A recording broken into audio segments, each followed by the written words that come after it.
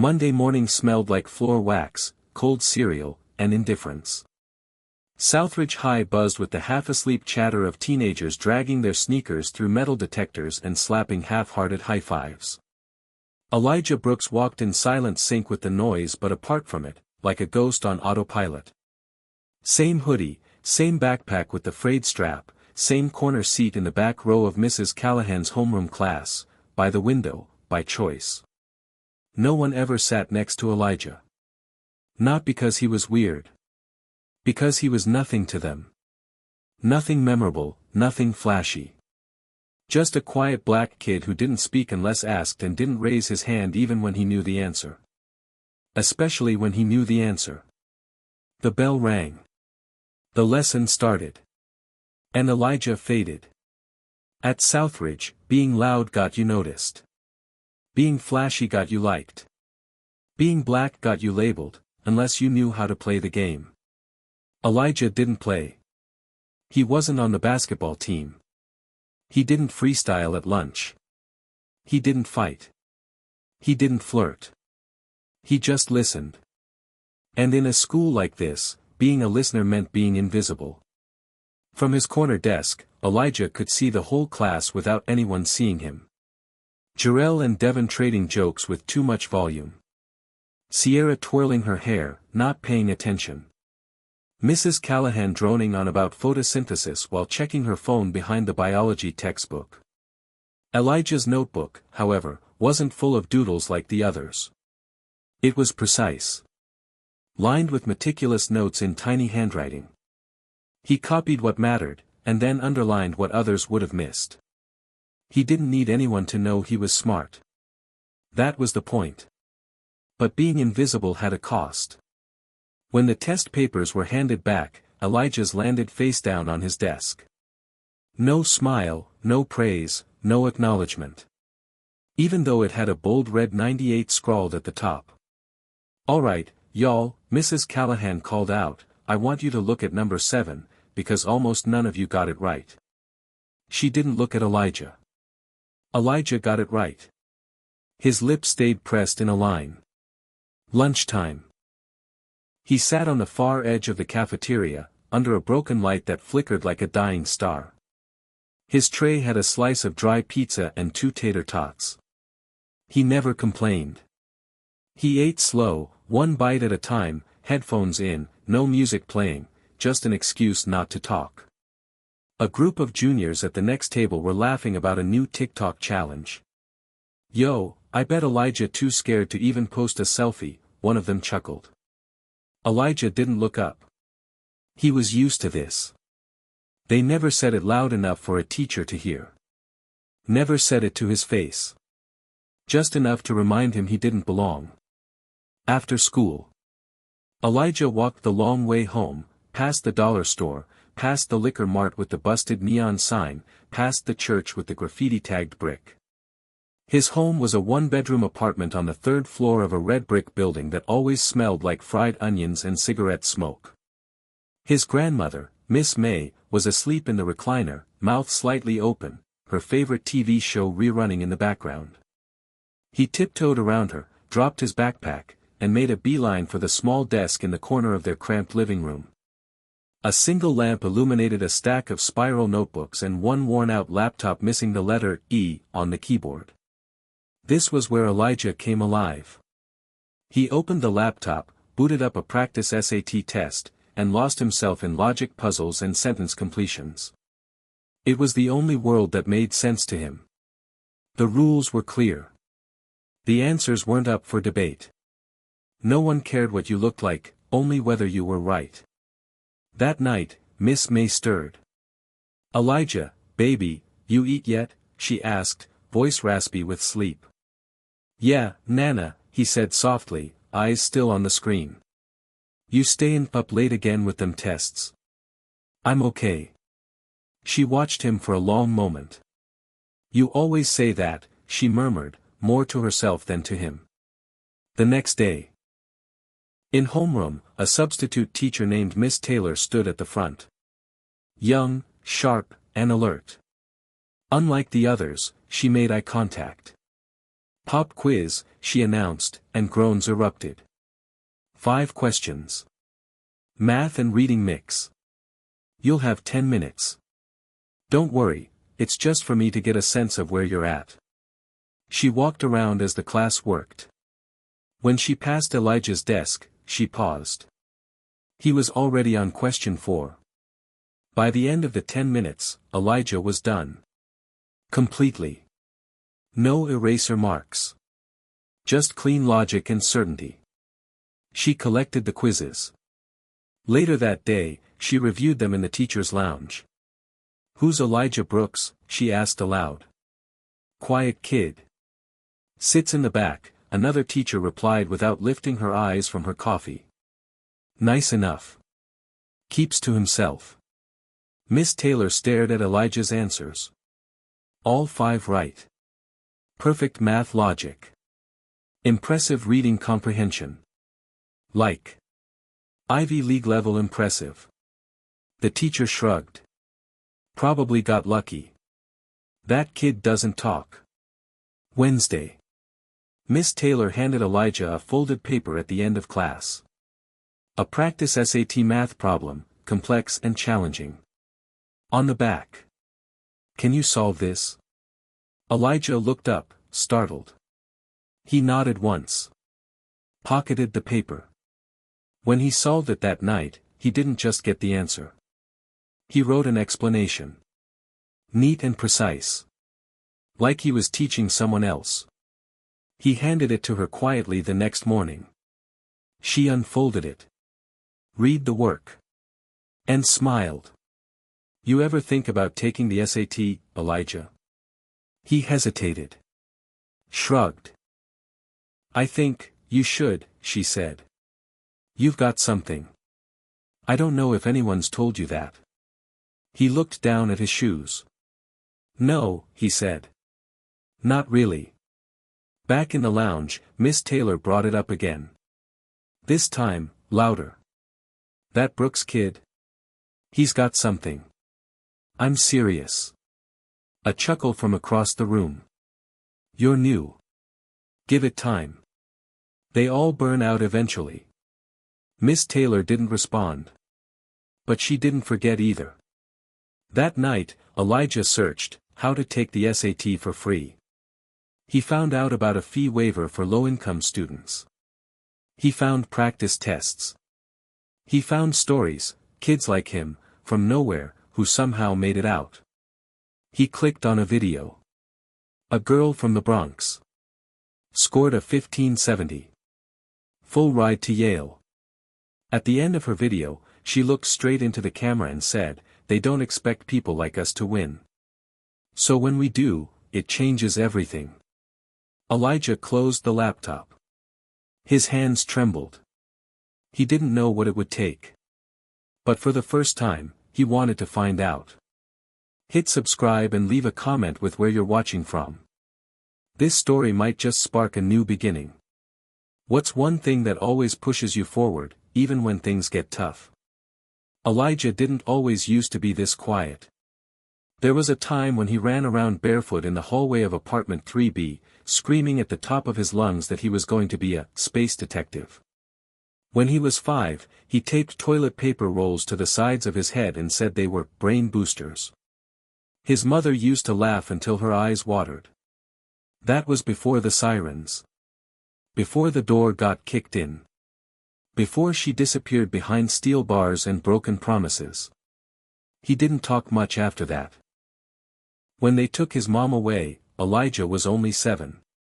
He remembered hiding behind the couch while 2 cops argued about whether to call Child Protective Services or let the grandmother handle it. Miss May, wearing her floral house dress and slippers, told them flat out. "You're not taking this baby from me. He stays right here." And she meant it. From that day forward, Miss May became his whole world. She was tough, warm, and sharp as a hot comb. Her knees hurt and her lungs were weak, but she kept the lights on. Kept the stove hot. Kept his backpack packed and his heart intact. But even she couldn't fix everything. Southridge Elementary was where silence took root. The teachers weren't cruel, just careless. Elijah was quiet, well-behaved, respectful. But they never looked close enough to see the fear in his eyes or the fire in his brain. He aced spelling bees but never got picked to represent the school. He won math games but always got passed over for enrichment. Once, in 4th grade, he tried to raise his hand to answer a question about constellations. The teacher called on Tommy, who stuttered and gave the wrong answer. Elijah put his hand down and never raised it again. By middle school, he had mastered the art of invisibility. If you don't make noise, people stop asking questions. If you don't look hungry, they won't notice you're starving. Elijah learned to live inside his own mind. It was safer there. He'd build worlds out of imagination. In one, he was a detective who could read people's thoughts. In another, he was a surgeon who rebuilt broken hearts with math equations. But in real life, he was just a black boy in a system that never looked his way unless he caused trouble. And Elijah refused to give them the satisfaction. "Keep your head down, baby," Miss May would say every time a new police story came on the news. "They ain't out here trying to see you win." So he didn't look for attention. He didn't raise hell. He didn't raise anything. But that didn't mean he wasn't paying attention.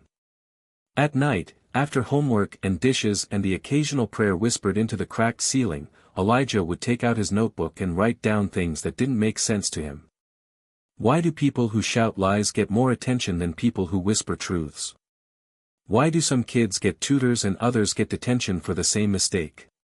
Why do grown-ups always say, "You can be anything," when the world keeps telling you what you can't be?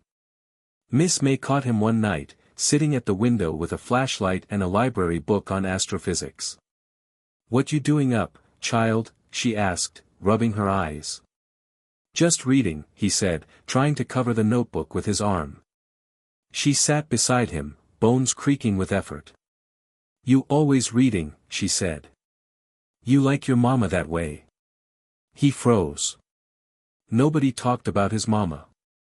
Miss May noticed. She was smart, she continued quietly. Real smart. Smarter than anybody gave her credit for.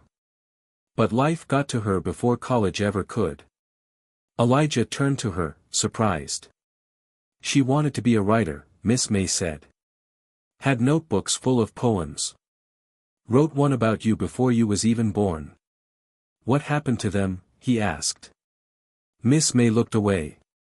I burned them. After the trial. Silence filled the room like smoke. I didn't want her dreams haunting you, she added. Didn't want you following her ghost. Elijah looked down. I'm not her, he said. No, Miss May said. But you got her spark. And if you smart enough to carry it different, then maybe you can light up your own way. That night, Elijah wrote something in his notebook he'd never written before. Maybe I'm not invisible. Maybe they're just not looking in the right direction. In 9th grade, Elijah scored in the 99th percentile in a standardized math test. The results were sent to the school, but no one told him. He found out by accident, when he saw the paper in a pile of forgotten files on his counselor's desk. He stood there, frozen, looking at the proof. His name. His score. Didn't know you were into math, the counselor said with a casual shrug. I'm not, Elijah replied, though his fingers curled around the edges of the paper like it was a lifeline. The truth was, he wasn't into math. He was into figuring things out. Because nobody had ever figured him out. And maybe that was why Miss Taylor's question, you ever think about taking the SAT? Felt like an alarm bell in a silent room. Someone had finally seen something. Back home, Elijah sat on the floor while Miss May dozed with an oxygen mask over her nose and a crocheted blanket around her knees. He opened his laptop and typed into Google. How hard is the SAT really? He read articles. Watched videos. Scanned forums full of kids panicking over college admissions, test prep strategies, GPA boosters, Ivy League rejection letters. None of it scared him. Because for the first time, it didn't feel like a test. It felt like a way out. He looked over at Miss May, asleep in the glow of the TV. And for the first time in years, Elijah didn't feel invisible. He felt seen. And something inside him whispered, "Don't waste this." Tuesday morning started the same way it always did, Elijah quietly eating his oatmeal, Miss May humming a half-remembered gospel tune under her breath, and the hallway light flickering above their door like it couldn't decide if it wanted to stay alive. But something felt different. He couldn't explain it. It wasn't the oatmeal or the weather. It was the question Miss Taylor had asked him the day before, "You ever think about taking the SAT?" The way she said it, like she really believed he should. Nobody ever looked at Elijah like that before. Not teachers. Not counselors. Not even himself. In second period Algebra 2, Elijah solved every problem before Mr. Weber finished reading the instructions. He didn't turn in his paper early. He waited. As usual. At Southridge, turning things in two quickly raised eyebrows. Who does he think he is? He must have cheated. But that day, Elijah noticed something strange. Mr. Weber stopped by his desk for a little too long. Picked up his paper. Looked at it. Then looked at Elijah. "You always get this stuff right?" he asked, almost suspicious. Elijah shrugged. Mr. Weber didn't say, "Good job." He didn't say anything else. He just walked away like the moment hadn't happened. But it had.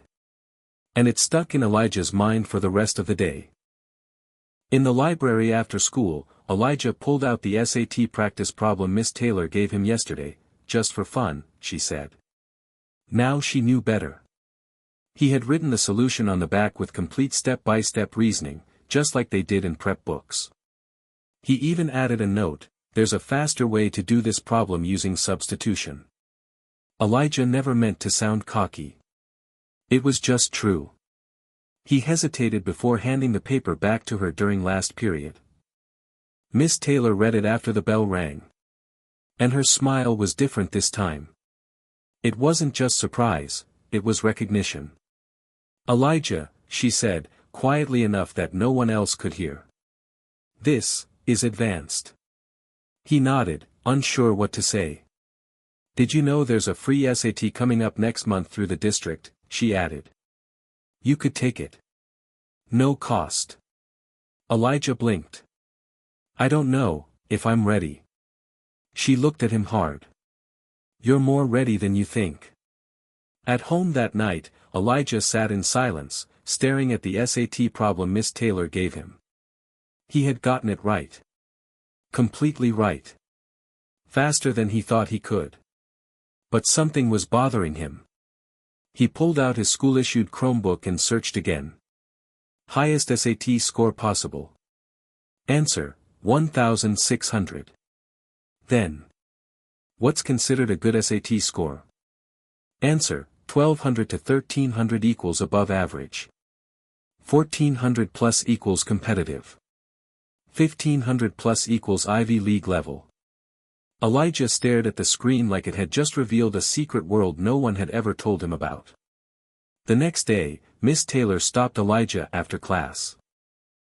"Would you mind staying for a few minutes?" she asked, voice gentle. He nodded and sat while the room emptied. "I asked around," she began. "And I saw your test scores from last year. Did you know you placed in the top 1% of math in the state?" Elijah shook his head. "No one ever told me." She sighed. "Well, I'm telling you now. Elijah, you could get into any school you want. If you play your cards right." He frowned. "They won't let someone like me in." She leaned forward. "You're not someone like you, Elijah. You're you. That's different." The idea stuck in his head all the way home. Could he really get into college? A real college? Not the underfunded community one 3 blocks away, but a place with ancient libraries and stone buildings and students with last names on buildings. That night, he opened YouTube and searched Ivy League dorm tour. He watched a black student walking through the halls of Harvard, explaining what it felt like to be there. "Elijah," Miss May called from the kitchen. "Come taste this chili." He left the video playing as he went. Miss May smiled when she saw his eyes glowing. "What's got you looking so lit up?" she asked. "Nothing," he said, but even he didn't believe that anymore. By Friday, Elijah was spending every free minute between classes reviewing math formulas on his phone and flipping through vocabulary flashcards at lunch. A group of boys passed by his table and snickered. "Yo, Elijah think he a genius now? Gonna SAT his way out the hood, huh?" He didn't answer. He didn't even look up. He'd heard worse. And this time, it didn't even sting. They didn't know what he knew now. They didn't know about the 1%. Or Miss Taylor's face when she said, "Any school you want." Or how close he was to believing her. At the end of the week, Miss Taylor slipped him something new. A thick booklet, well-worn, dog-eared, but clearly treasured. The Princeton Review, SAT Premium Prep. "I used this when I was applying to college," she said. "It's yours now." Elijah took it like she had handed him the key to another life. That night, he started from page 1. And he didn't stop until his eyes blurred with exhaustion. He didn't tell anyone, not even Miss May, that he had registered for the SAT. Didn't tell her about the early mornings he started spending at the library before school. Didn't say a word about the online forums where he posted practice essays under the username Quiet Equation and started getting feedback from strangers who thought he was some kind of prodigy. Elijah didn't need anyone else to believe in him now. For the first time, he was starting to believe in himself. Saturday mornings in Southridge were slow.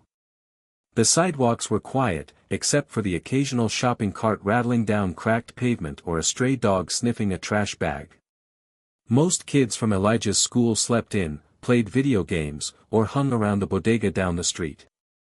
But this Saturday, Elijah was sitting in the corner of the public library, 2 pencils sharpened, headphones on, a cracked Chromebook open in front of him. He had set a timer for 3 hours. He was taking his first full SAT practice test. No teachers, no grades, no audience. Just him and the questions. At first, the questions moved fast. Sentence completions. Analogies. Reading passages. Then came the math. Algebra flowed like water. Geometry, a little trickier. Then came the grid-ins, the no calculator section. He hit a few snags, but nothing major. But then came the essay. And he froze. Not because he didn't have ideas, he had too many. The prompt, "Do people achieve more success by cooperating or competing?" He stared at it for a full 5 minutes. Because this wasn't just a question. It was personal. He had spent most of his life cooperating with silence. Competing with assumptions. Now, someone was asking him to pick a side. So he started writing. People who grow up overlooked learn how to compete without anyone knowing they're in the game. We learn to be our own team, our own coach, and our own audience. Success, for us, doesn't look like trophies. It looks like survival, until someone finally notices we've been winning all along. When he finished, he leaned back in his chair. This didn't feel like school. This felt like something else. After finishing the test, he ran his answers through an online scoring tool. His estimated score, 1520. Elijah stared at the screen for a long time. That number looked fake. Like something that belonged to someone on a college brochure. Not him. Not the kid from apartment 3B. He shut the laptop slowly. Heart pounding. That evening, as Miss May folded laundry, Elijah sat down beside her with the test printout. "What's this?" she asked. "I took a practice SAT," he said. She squinted at the numbers. "That's, out of 1600. He nodded. She looked at him. really looked at him. And for once, she didn't seem tired.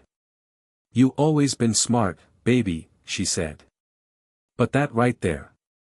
That's something else." He tried to hide his smile, but failed. The following Monday, Miss Taylor saw him before first period. "How'd it go?" "I got a 15-20, Elijah said. She blinked. "On your first full test?" He nodded. "Still working on the essay part though." Her face lit up. "Elijah, that's incredible. That's a real score. Like, scholarship level. Top 1%. Elite schools." He looked down, trying not to let it get to his head. But she kept going. "Have you thought about where you might want to go to college?" He hesitated. "Somewhere far," he said eventually. "Somewhere quiet. Where I can think." She smiled, but there was something serious in her eyes too. "Elijah, I need you to understand something. A score like that? It's going to get attention. Good and bad." He frowned. "What do you mean?" "I mean, not everyone's going to be happy when they realize how far ahead you are." That afternoon, a counselor named Mr. Riley called Elijah into his office. The office smelled like old coffee and air freshener. Trophies from the 90s lined the dusty shelves. "So, Elijah," he said, flipping through a folder. "Miss Taylor says you scored pretty high on your SAT practice test." "Yes, sir." Mr. Riley raised an eyebrow. "Did she say how high?" 15-20, Elijah replied, flatly. Mr. Riley let out a low whistle. "Well, that's something." He leaned back. "Gotta admit, didn't expect that from you." "Not in a bad way," he added quickly, as if realizing how it sounded. Elijah didn't flinch. He was used to these moments, the surprise, the awkward backpedal, the veiled doubt. "So, what now?" he asked. Mr. Riley cleared his throat. "Well, first of all, I'd recommend you don't get too hung up on one practice score. Those aren't always accurate." Elijah nodded slowly, the fire inside him cooling a little. "But if you really are scoring that high, we might want to look into some options for college prep," he added. "You ever heard of Quest Bridge?" "No." "Full ride scholarships. Big-time schools. But it's competitive." Elijah didn't say anything. He just kept looking at the folder on the desk, his folder, probably filled with years of missed opportunities and overlooked scores. "All right then," Mr. Riley said, standing. "Keep it up. We'll talk again soon." As Elijah walked out, he passed a group of seniors hanging by the lockers. He heard one of them whisper, "Ain't no way that kid scored higher than me." And another, "He probably cheated." He kept walking. That night, Elijah sat back down at the kitchen table with his cracked laptop. He opened a blank document. At the top, he typed, "SAT Goals, Week 2. He made a list. Time reading sections, less than 10 minutes. 20 new vocab words per day. Essay, practice 3 intros. Take second full test Saturday. Don't listen to the noise." He underlined that last one twice. The spark had been lit. And he wasn't about to let it burn out. The whispers started small. Like static in the hallways. Like wind through locker vents. "Elijah? Him?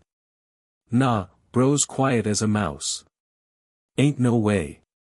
I bet he found the answers online." It wasn't loud. Not yet.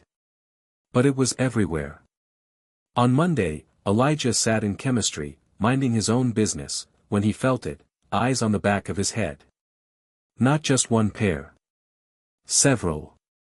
Like something had shifted in the air. People who never talked to him were suddenly paying attention. But not in the way he hoped. "Yo," a guy in the row behind him whispered during lab. "You really score 1,500 something on the SAT?" Elijah didn't turn around. Yeah. No offense, but, you don't look like it. Elijah blinked. What does smart look like? Later that day, someone slid a paper across his desk when the teacher wasn't looking. It was a copy of a practice test answer key, scribbled with "Need help next time." He crumpled it and threw it away. But it stayed in his head longer than he wanted it to. By Wednesday, even teachers started acting weird. Mr. Weber stopped mid-lesson to ask Elijah a question, something about rational functions, and before he could answer, the teacher smirked. "Let's see what our genius has to say." The whole class turned. Elijah answered correctly, of course. But the moment didn't feel like a win. It felt like a trap. Back in the library, Elijah stared at his practice test results. This time, 1540. Higher. Better. Stronger. But it didn't matter. Because for the first time in weeks, he didn't feel proud. He felt alone. Even at home, the whispers followed him. Miss May answered the phone one evening, and Elijah heard her voice shift. "What do you mean he must have cheated? Who told you that?" He froze. "No, he don't got no tutor. Just books. Books and a brain. That's it." Pause. "Well, maybe y'all should start asking why the other kids ain't working as hard." She slammed the phone down harder than usual. "Elijah," she called out, "you okay in there?" He didn't answer. The storm had come. Not from above. But from around. Thursday morning, Elijah sat in the front office waiting to be called in. Miss Taylor had asked him to stop by, something about a scholarship list she wanted to share.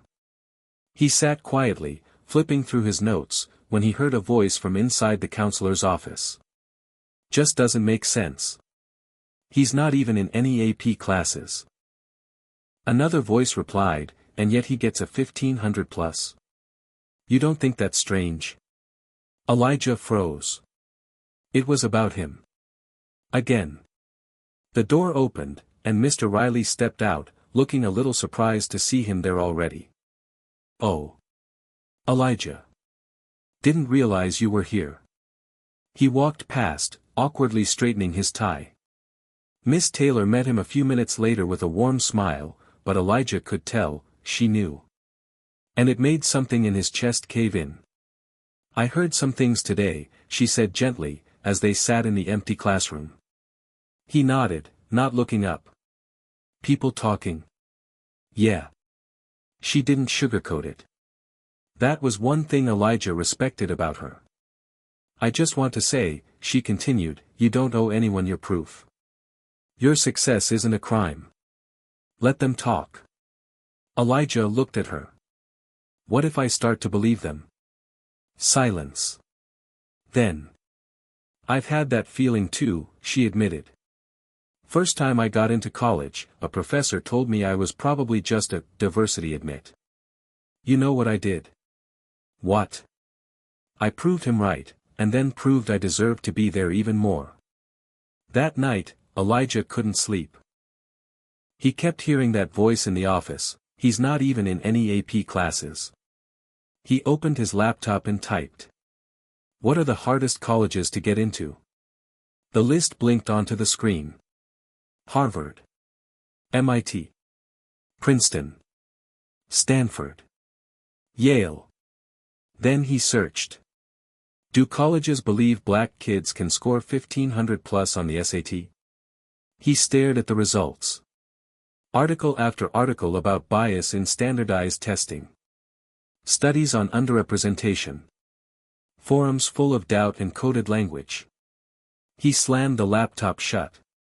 Friday, Elijah didn't go to the library after school. He walked past it, hands in his pockets, head low. The sky above was gray, thick with the promise of rain. It wasn't until he passed the church near his block, St. Michael's, that he heard the voice. "Elijah?" It was an older man in a navy cardigan. "Reverend Hill. Miss May's pastor." "You okay, son? Elijah hesitated. Then, to his own surprise, he said, "Not really." Reverend Hill nodded and motioned him inside. They sat in the back pew of the quiet sanctuary. "She's real proud of you, you know," Reverend Hill said.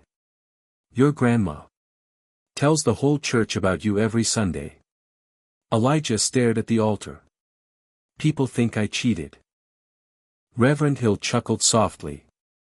"That's how you know you're doing something worth noticing. But what if they're right? Are they? No. Then don't give their whispers more weight than your truth." Before Elijah left, Reverend Hill handed him a weathered leather-bound book. "I want you to keep this," he said. "What is it?" "Letters to a Young Brother, by Hill Harper. Helped me when I was about your age. Thought you might need a little extra armor right now." Elijah took it gently. "Thank you." "Storms don't mean you're off course, Elijah," Reverend Hill added. "Sometimes they mean you're finally moving fast enough to stir the clouds." That night, Elijah pulled out his prep book again. And for the first time all week, he wanted to study. He sharpened his pencil, took a breath, and wrote. "Let them talk. I'll let the results talk louder." Saturday morning arrived. The air felt different today. He had woken up early, as he always did before big events, but today the house felt too quiet, too still. Miss May had left early for her shift at the diner, so Elijah was alone in the apartment, staring at the clock. 7:15 a.m. The test was at 9 a.m., downtown. He had been preparing for this moment for months. The practice tests, the books, the endless hours at the library, trying to block out the noise, trying to prove to himself that he could be more than the assumptions stacked against him. But today, everything felt heavier. Elijah stood up and walked to the window, peering out at the damp streets. He could hear the distant hum of cars, the faint sound of a dog barking somewhere. The sky was overcast, the clouds pressing down, just like the weight in his chest. He had been ready for this before. He had seen the scores. He had known he could do this. But now, facing the reality of walking into the testing center, it felt like too much. The drive downtown was quiet. Miss May had offered to take him, but Elijah insisted on going by himself. He didn't want the extra pressure, the worried looks, the gentle reassurances. Today, it was just him, the road, and whatever thoughts he could push out of his mind. The parking lot outside the test center was nearly full, the lines of cars stretching out toward the street. Elijah parked his old Toyota and sat there for a moment, hands on the steering wheel, breathing in and out. The clock on his dashboard blinked 8:45 a.m.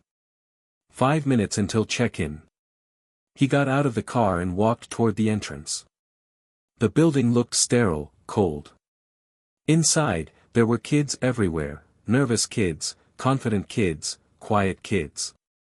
The tension in the air was palpable, like everyone was carrying the same weight. He found the check-in desk, where a woman in glasses asked for his ID. Her voice was sharp, professional. "First time?" He nodded, handing her his confirmation slip. "You're in room 307, she said, pointing to a door down the hallway. "No talking once you're in there, okay? Leave your phone and personal items at the front." Elijah nodded again, trying to ignore the fluttering feeling in his stomach. Room 307 was buzzing with quiet conversation. People were finding their seats, unzipping backpacks, pulling out pencils, making last-minute preparations. Elijah took a seat at the back, where he felt the least exposed. He didn't want to be the center of attention. He didn't want anyone to know who he was, where he came from, or what he had just scored on his practice tests. The proctor, a middle-aged woman with short gray hair, stood at the front and clapped her hands together. "All right, everyone. Let's get settled. We're going to start the test now. Remember, no talking, no phones, no distractions. This is serious." Elijah felt his palms get clammy. The air seemed to shrink in the room, the weight of everyone's eyes invisible but heavy. The first section began, reading comprehension. Elijah moved through it easily, each passage feeling like a puzzle he was solving, words fitting into place. His fingers tapped the pencil against the page, steady, controlled. He was in the zone. But then came the math section. The no calculator part. Elijah had always been good at math. But something about the ticking clock, the heavy silence in the room, made it feel harder. Each question seemed to stretch longer than the last. His pencil hovered over the answer sheet for one problem, then another, unsure if he had made the right choice. He forced himself to move on. No time to waste. By the time the essay section rolled around, Elijah was mentally exhausted.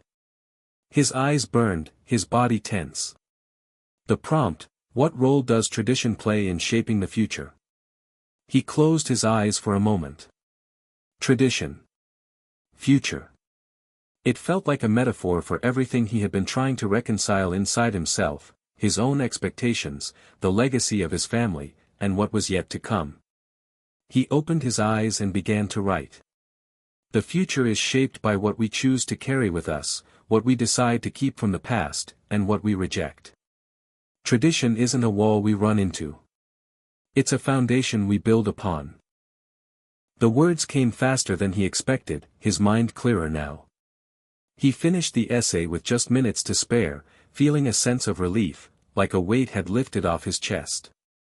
The test was over. Elijah walked out of the building, his legs shaky, the cool air outside a relief after the stifling pressure of the exam room. He glanced at his phone, no messages. Just the usual notifications. Miss May had sent a text earlier, "Good luck, baby. I'm rooting for you." He replied, but the message felt distant, disconnected. What if he had blown it? What if he hadn't scored as high as his practice tests? What if he hadn't lived up to his own expectations? He didn't know how to feel. The next few days passed slowly. Elijah threw himself back into his routine, the noise of the world around him growing louder. At school, the whispers were still there, but now they were joined by something else, expectations. Some people asked him how he thought he did. Others seemed almost jealous, as if his success had somehow taken something from them. But Elijah didn't let it show. He buried himself in his books, in his study sessions, in the quiet of his own thoughts. He had done the work. Now, he just had to wait for the results. One afternoon, about 2 weeks later, Elijah came home from school to find a letter on the kitchen table. It was from the college board. His heart skipped a beat. He stared at the envelope, the familiar blue and red logo staring back at him. The letter sat on the kitchen table. It had been 2 days since Elijah had returned home to see it there, an official college board envelope with his name printed on it in bold, black letters. He had picked it up, turned it over in his hands, but he hadn't opened it. He hadn't even ripped the seal. Every time he thought about it, his chest tightened, and his mind swirled with a dozen different possibilities. What if he didn't score as high as he hoped? What if he had failed, not because he wasn't capable, but because it wasn't enough, because the system wasn't built for someone like him? Monday morning came, and Miss May asked him, as she always did, if he was ready for the day. He mumbled something about being fine, but his mind was elsewhere. When she left for work, the letter was still there, sitting on the table like a ticking bomb. He couldn't focus on anything, schoolwork, his favorite shows, even hanging out with friends. Every time his phone buzzed, his heart skipped. Was it a message about the results? Was it someone else congratulating him before he even knew? It was impossible to block it out. Impossible to pretend he wasn't waiting for something that could change everything. The waiting game was worse than the test itself. At least during the test, he knew what was coming. He knew the questions, the time limit, the answers he had to figure out. But waiting for this result? It was like he was suspended in air, caught in between the past and the future, with no ground to stand on. Every time he walked by the kitchen table, he had to force himself not to glance at the envelope. It mocked him. It dared him to look inside. On Tuesday, Elijah couldn't take it anymore. After school, he grabbed the envelope and stood in the hallway, staring at it. He knew it was only a test score, only a number on a page, but somehow it felt like it was the only thing that mattered. It was more than just a result, it was validation. It was proof that he wasn't a fraud, that he wasn't just another black kid from a rough neighborhood trying to get by. It was his ticket to something bigger. But what if that ticket wasn't there? He sat on the couch with the envelope, his hands shaking slightly. His mind kept racing, but this time, it was different. Instead of 1,000 different fears, he focused on one thing, his mother. He thought about how much she had sacrificed for him, how much she had worked and fought to get him into a better position than she had ever been in. If he failed, would she be disappointed? Would she look at him and see someone who didn't live up to the potential she had always believed in? He couldn't let her down. He couldn't let himself down. After another hour of mindlessly staring at the letter, Elijah stood up. He took a deep breath, walked over to the kitchen table, and grabbed the envelope. It felt heavier than it should have. He felt like he was carrying a burden that had never been his to carry in the first place. With trembling hands, he carefully tore the seal. He pulled out the paper, his heart thudding in his chest as he read the first few lines. Dear Elijah Thompson. We are writing to inform you of your SAT score report. Your official SAT score is 1,590 out of 1,600. Congratulations on your achievement. This score places you in the top 1% of test takers nationwide, and we encourage you to use this result to further your educational goals. Elijah stopped reading. His eyes blurred as he stared at the numbers. His mind couldn't comprehend what was in front of him. Was this real? Was this actually his score?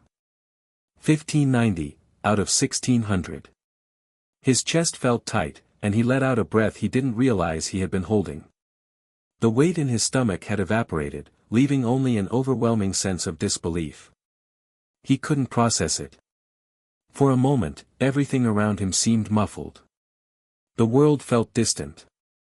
Then, slowly, it began to sink in. He had done it. It wasn't just a number. It was validation. It was proof that the whispers didn't matter. It was confirmation that everything he had worked for, every sacrifice, every night spent studying while others partied or hung out, had been worth it. He picked up his phone, heart still racing. For a moment, he was unsure who to call first. He wanted to tell Miss May, but she wouldn't be home for another few hours. He couldn't call his friends, they wouldn't understand the weight of it the way she would. Instead, he typed out a message. Mom. I did it. I got a 1,590 on the SAT. His fingers hovered over the screen for a moment before he hit send. He leaned back in the chair, letting out a breath as he waited. The reply came a few minutes later. I knew you could do it. So proud of you, baby. Elijah smiled, a lump in his throat. That was all she had to say. She didn't need to say more. For the rest of the day, Elijah felt like he was walking in a dream.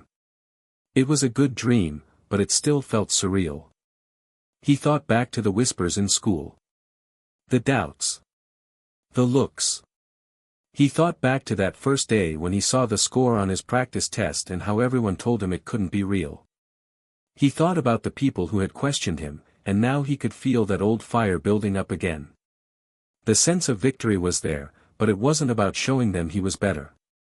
It was about proving to himself that he was worthy of his own success. As the evening came, Elijah finally called Miss May. He told her about the score, about the envelope, about the weight that had finally lifted off his shoulders. There was silence on the other end, but it wasn't uncomfortable. I'm proud of you, Elijah, she said. You've earned every bit of it. I couldn't have done it without you, he said, his voice thick with emotion. And so, with the score in his hand and his head full of new possibilities, Elijah sat in the quiet of his apartment, his heart steady for the first time in weeks. But the journey wasn't over. It had only just begun. The days following Elijah's SAT score revelation were a blur of excitement and anticipation. The world seemed to open up before him, and for the first time, it felt like he had options, like his future wasn't just a narrow path leading to the same dead-end job his mother had warned him against. Every morning, after Miss May left for work, Elijah would wake up and check his email, eager to see if any new updates had come in from colleges. The process was draining, filled with forms, essays, and interviews, but it was also exhilarating. Every acceptance letter was like a victory, each one a validation of the months of hard work that had brought him here. It was late one afternoon when the first email arrived. Subject: Your admission to Harvard University. Elijah froze, staring at the screen for a full minute before he clicked it open. He had applied on a whim, really, on the advice of his high school counselor and encouragement from Miss May, but he never thought he would actually get in. Harvard? He had seen the ads, heard the name, but it always seemed so far out of reach. Too elite, too prestigious. People like him didn't go to schools like that. But there it was. Dear Elijah Thompson. Congratulations. We are pleased to offer you admission to Harvard College for the class of 2029.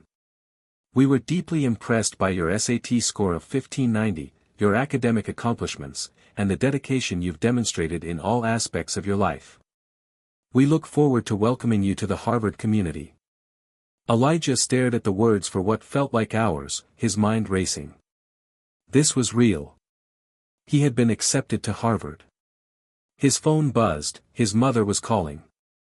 He answered quickly, still in shock. Hello. Elijah's voice was barely a whisper. Elijah? What's going on? You sound strange, baby. What happened? I got into Harvard, Mom. There was silence on the other end. Wait, what? She asked, her voice breaking into a laugh. What are you talking about? I'm not kidding, Mom. They accepted me. Harvard. Another long silence followed, and Elijah could almost hear her taking it in, processing the enormity of the news. Then, finally, she spoke. I knew you were something special, Elijah. I always knew it. I just didn't know it was going to be like this. Her voice cracked, and Elijah felt his heart swell with pride. He hadn't seen her so emotional in years, not since he was a little boy and they would celebrate small victories. This one, though, felt different, bigger. And it felt like it was all because of him. In the days that followed, more emails came in. Elijah's inbox was filled with offers from universities across the country: Columbia, Stanford, Yale, Brown, Princeton. Even Duke and Northwestern. All of them were impressed by his SAT score, his essays, his story.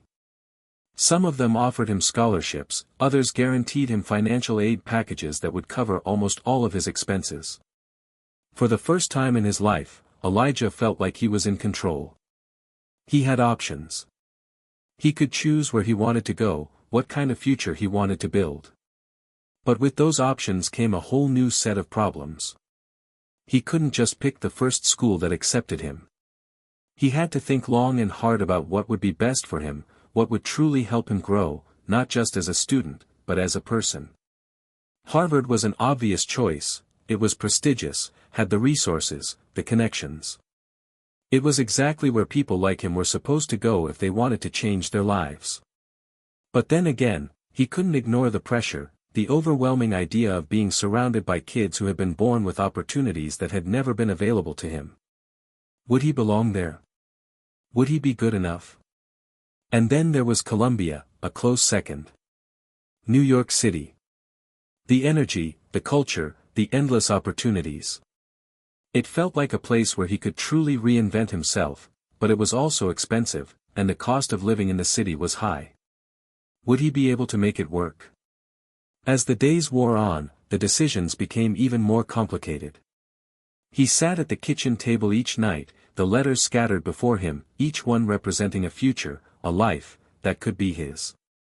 The hardest part was that he had no one to help him navigate all these choices. Miss May had always been there for him, but this was beyond her. She didn't know the ins and outs of Ivy League schools or the way to navigate the financial aid system. She hadn't gone to college herself, and though she had always encouraged Elijah to reach for the stars, she couldn't tell him what was best for his future. Elijah had tried talking to his friends at school, but they didn't understand either. Most of them had already made up their minds. They were going to the local state university or taking a year off to figure things out. They didn't have the same pressure to decide between top-tier schools. So, it was all up to him.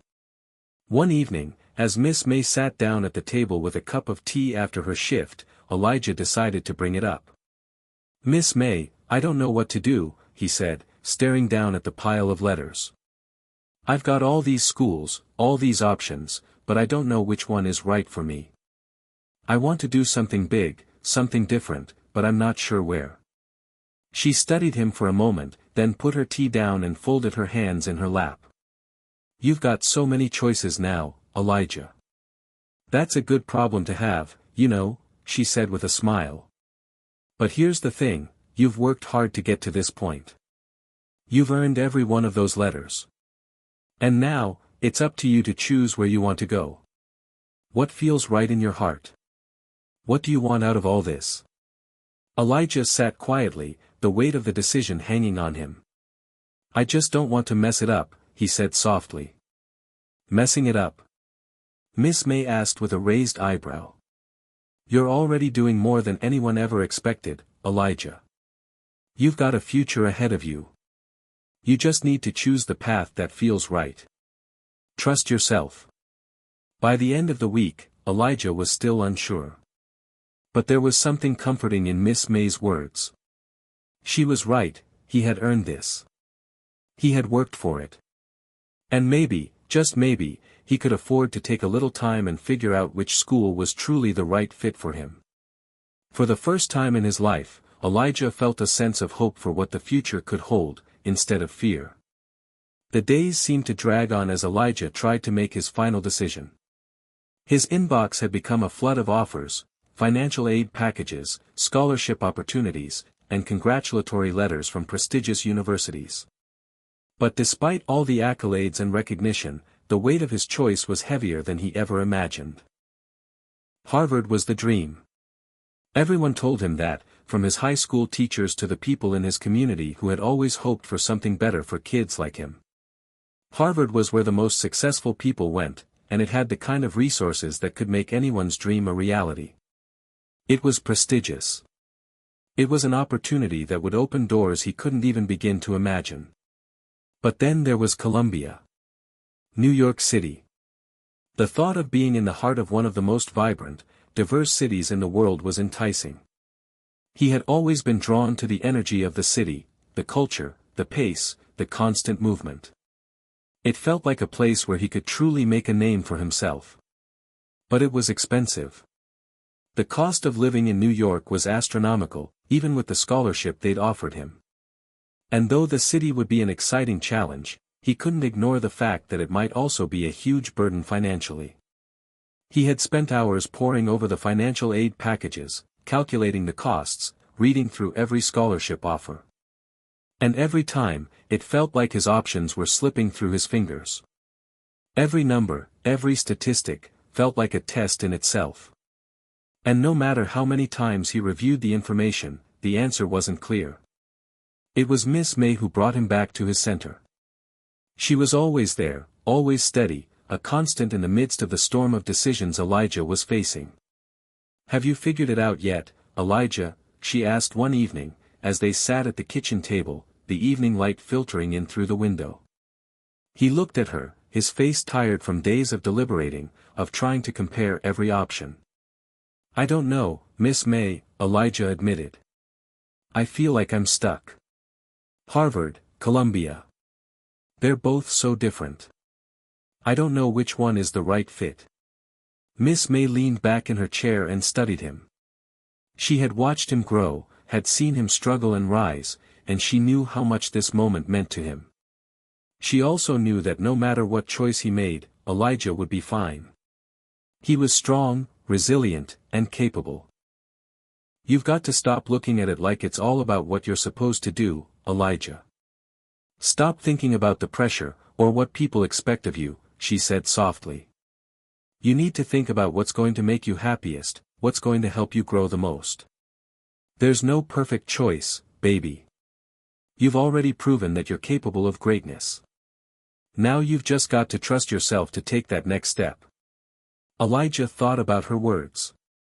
He'd been so focused on what was expected of him, on doing what was considered right, that he hadn't stopped to think about what he truly wanted. That night, he couldn't sleep. The decision was weighing on him like a heavy stone pressing against his chest. Every time he closed his eyes, he saw the words, Harvard. Columbia. The names bounced around in his head, competing for space, but none of them felt entirely right. The only thing that was clear was that the decision had to be made soon. The deadlines for accepting offers were approaching, and he couldn't keep stalling. The anxiety had become a constant hum in his mind. He needed a sign, something to help him choose. The following morning, Elijah decided to visit both campuses. It was a last-ditch effort to clear his mind, to see them in person and get a sense of what life would be like at each school. He started with Harvard, catching an early flight to Boston. As soon as he arrived on campus, he was struck by the grandeur of it all. The historic buildings, the meticulously manicured lawns, the air of academic excellence that seemed to hang in every corner of the campus. There was a palpable sense of history here, of the great minds who had walked these same paths before him. He sat in on a lecture in a large, impressive lecture hall. The professor was articulate and engaging, but Elijah couldn't shake the feeling that everyone in the room was already light years ahead of him. The students, dressed in high-end clothes, seemed to fit the mold of what he had imagined when he thought of Harvard, privileged, prepared, and confident. Walking through the campus afterward, Elijah realized that he didn't feel a connection to it. It was beautiful, impressive, and no doubt a prestigious institution, but it didn't feel like his place. He wasn't sure he could thrive there the way he needed to. The next day, Elijah flew to New York City. Columbia's campus felt different. It wasn't as grand or as polished as Harvard, but there was an energy there that he couldn't deny. The students walked quickly, their faces focused, but there was something more relaxed about it. The campus felt alive, vibrant, almost as if the city was part of it, not separate from it. Elijah spent the day walking through the streets of the city, taking in the sounds, the crowds, the sense of possibility that seemed to pulse from every corner. He wasn't sure if he would ever feel truly at home in a place like this, but he knew that this was where he could grow. It wasn't about being in the most prestigious place. It was about finding a place where he could carve out his own identity, where the hustle and grind of the city would challenge him to become the person he wanted to be. By the time he returned home, Elijah knew what he had to do. The decision wasn't easy, and it wasn't about choosing the safer route or the one that everyone else would expect him to take. It was about choosing a place where he could grow, where he could challenge himself in ways he never had before. The next morning, he called Miss May. "I've made my decision," he said, his voice steady but filled with a quiet excitement. "I'm going to Columbia." Miss May didn't hesitate. "I knew you'd figure it out, Elijah. I'm proud of you. You're going to do great things there. Just keep doing what you've always done, work hard, keep your head up, and don't let anyone tell you what you can't do." It was a bittersweet moment for Elijah. Leaving his neighborhood, his friends, and the community that had raised him would be difficult. But he was ready. Columbia was the place that felt like home, and it was where he would carve out his future. He took a deep breath and closed his eyes, ready to face the next chapter of his life. It wouldn't be easy, but he had already proven to himself that he was capable of overcoming any challenge. The road ahead would be long, but he was ready to take that first step. The first morning Elijah arrived at Columbia felt like a dream. The sun hung low over the horizon, casting a warm glow on the city's iconic skyline. New York's energy was palpable, even at the crack of dawn. He'd seen it in movies and heard about it from friends, but now, standing on the edge of the campus, it was all his reality. Columbia wasn't just a prestigious university, it was a city within a city, a place of limitless possibilities, and a challenge unlike anything he had ever known. Elijah stood there for a moment, looking up at the towering buildings, feeling the weight of what lay ahead. He was far from home. Columbia wasn't just another school, it was a place where his dreams could either be realized or crushed, and he knew he had to prove himself. His first day was a whirlwind. Registration, finding his dorm, and meeting new people all seemed to blur together. There was no time to feel overwhelmed, no time to question his decision. He was too busy taking it all in, the crowded streets, the bustling campus, the constant hum of activity everywhere. It was invigorating, but it was also intimidating. By the time he walked into his first class, Elijah's nerves were starting to show. His hands were clammy, his heart was racing, and his mind kept telling him that he wasn't supposed to be here. Who was he to sit in a classroom with students who'd grown up with tutors, who'd been preparing for this their entire lives? But then the professor walked in, a tall, serious man with a stack of papers in his hand, and Elijah snapped out of his thoughts. The professor started talking about the syllabus, and for a moment, the noise inside Elijah's head quieted. It was just him and the material now. The class went on, and Elijah tried to focus, but he could feel the weight of his self-doubt creeping back in. He was surrounded by students who seemed so sure of themselves. They asked questions, debated concepts, and made jokes that felt so natural. Elijah, on the other hand, felt like an outsider, someone who didn't belong in this world. That afternoon, as Elijah walked back to his dorm, he found himself struggling. The weight of his decision had started to settle in. Was he really cut out for this? Was he smart enough? The pressure of being one of the only black students in most of his classes, the fear of being judged for his background, these things lingered in the back of his mind, and he couldn't shake the feeling that everyone else was doing better than him. When he finally reached his dorm room, he collapsed onto his bed, staring at the ceiling. The excitement of starting at Columbia had been replaced by the reality of what he was up against. As he lay there, his phone buzzed. It was a text from Miss May. "How's your first day? Remember, you're not just there to survive, you're there to thrive. You've worked hard to get there, Elijah. Don't let anything make you doubt that." Elijah smiled as he read her message. It was the reminder he needed. Miss May had been his rock for years, and even from miles away, she was still pushing him to be his best. He'd come too far to let self-doubt take him down now. The next few weeks were a blur. Elijah adjusted to the pace of Columbia, his classes, the late-night study sessions, and the long hours in the library. He was still struggling with his feelings of inadequacy, but he kept going. He knew he had to prove to himself that he deserved to be here. One of his professors, Dr. Harris, noticed Elijah's quiet nature in class. Dr. Harris was an experienced educator, one who had seen students come and go, and he could tell when someone was struggling, even if they didn't show it. One day after class, he stopped Elijah in the hallway. "Elijah," Dr. Harris said, his voice calm and welcoming. "You're quiet in class, and I can tell you're focused. But I also see you hesitate a lot. You're not the only one feeling overwhelmed. A lot of students here feel like they don't belong at first. But the truth is, you're here because you earned it. You belong here." Elijah didn't know what to say. He had never expected anyone to notice him, let alone take the time to encourage him. I feel like I'm not keeping up," Elijah admitted, his voice barely above a whisper. Dr. Harris smiled. "Trust me, Elijah. You're doing better than you think. But I want you to try something for me. Don't just go through the motions. Let yourself be a part of the conversation. Speak up, ask questions, challenge yourself. You have a voice, use it." That conversation with Dr. Harris stuck with Elijah. It didn't change everything overnight, but it planted a seed of confidence in him. He started to push himself more in class, raising his hand, asking questions, and becoming more involved in discussions. It wasn't easy, his insecurities still loomed large, but with each step, he felt a little more grounded in his place at Columbia. Outside of class, Elijah started to find his rhythm.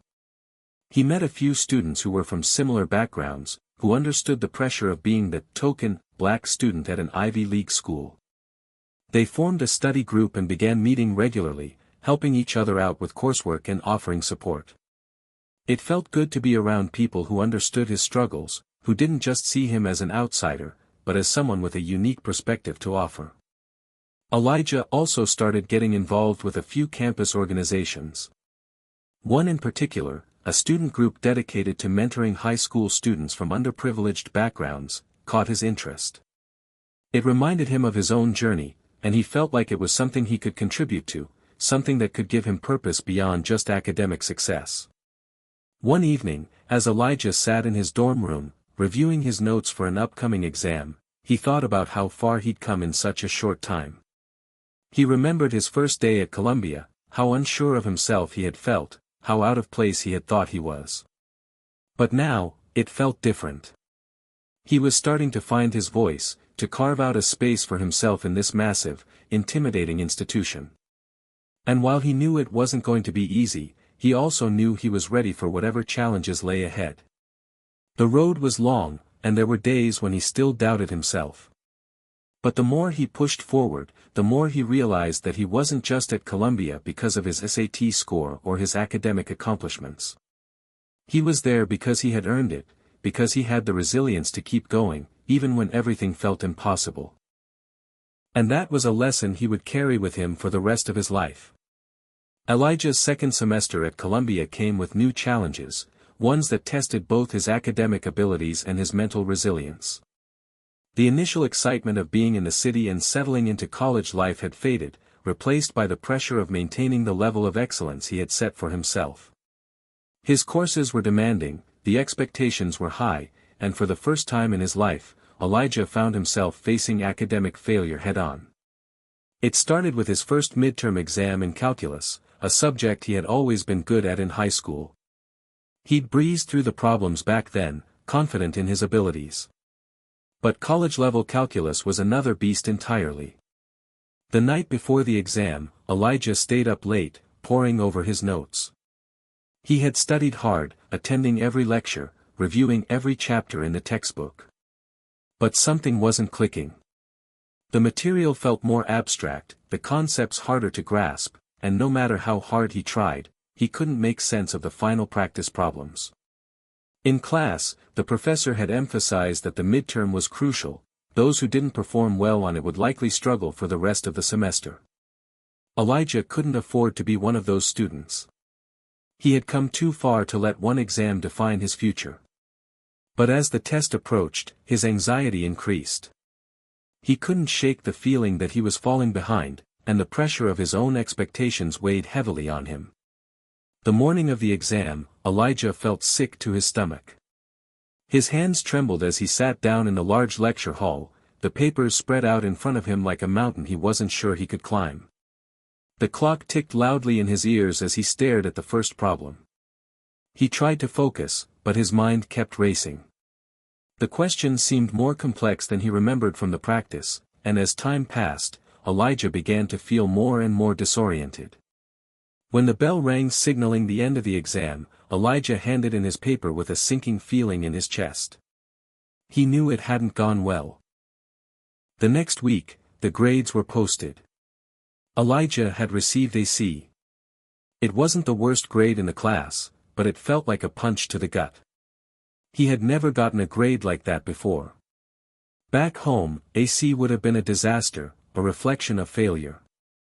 But at Columbia, it felt like the beginning of a personal crisis. He had never felt so exposed, so vulnerable. For the next few days, Elijah walked around in a fog. The pressure he had placed on himself to succeed, to prove that he belonged at this Ivy League school, was beginning to break him. He started to question everything. Maybe this wasn't the right place for him. Maybe he wasn't cut out for Columbia after all. The voices of self-doubt, which had been quieted by his initial successes, grew louder now. He avoided his friends and classmates, burying himself in his textbooks, hoping that if he studied hard enough, he could somehow undo the damage. But no matter how much he tried, he couldn't shake the feeling of failure that clung to him. One evening, after a particularly rough study session, Elijah found himself sitting alone on the steps outside his dorm. The cold air bit at his skin, but it was a welcome distraction from the storm raging inside him. He didn't know where else to turn, so he just sat there, letting the world pass by as his mind swirled with doubt. Then, out of nowhere, a familiar voice broke through the noise in his head. "Hey, Elijah," it was Jamal, one of the friends he had met through his study group. Jamal was a sophomore, a laid-back guy with a big personality. He had a way of making people feel at ease, and Elijah hadn't realized how much he needed that until now. "What's up, man?" Jamal asked, sitting down beside him without waiting for an invitation. Elijah just shook his head, his eyes fixed on the ground. "I messed up. I bombed that calculus midterm. I've never failed like this before." Jamal looked at him for a moment, then nudged him with his elbow. "Listen, Elijah, I get it. That class is tough. But you're not the only one struggling. The thing is, you can't let one bad test define who you are. You're not just your grades, man." Elijah sighed. "But it's not just one test. It's everything. I don't feel like I belong here anymore. Maybe I'm not good enough for this place." Jamal shook his head. "That's not true. You belong here. You're here because you earned it. But you have to let go of this idea of perfection. No one's perfect, not even the students with perfect SAT scores. You're going to have setbacks, but that doesn't mean you're a failure. It just means you're human." Elijah looked at Jamal, the weight of his words sinking in. He had been so focused on being the perfect student, the perfect example of success, that he had forgotten the most important lesson: growth didn't come from perfection, it came from failure and learning from it. The next day, Elijah walked into his calculus lecture with a new mindset. He wasn't going to let that C define him. He wasn't going to let it be the end of his journey. Instead of focusing on his shortcomings, he decided to focus on what he could do next. He began attending extra office hours with his professor, going over the material he had missed and asking questions. He connected with other students in his class, forming a study group that helped him gain new perspectives on the material. For the first time since arriving at Columbia, Elijah allowed himself to make mistakes without feeling like they would ruin his future.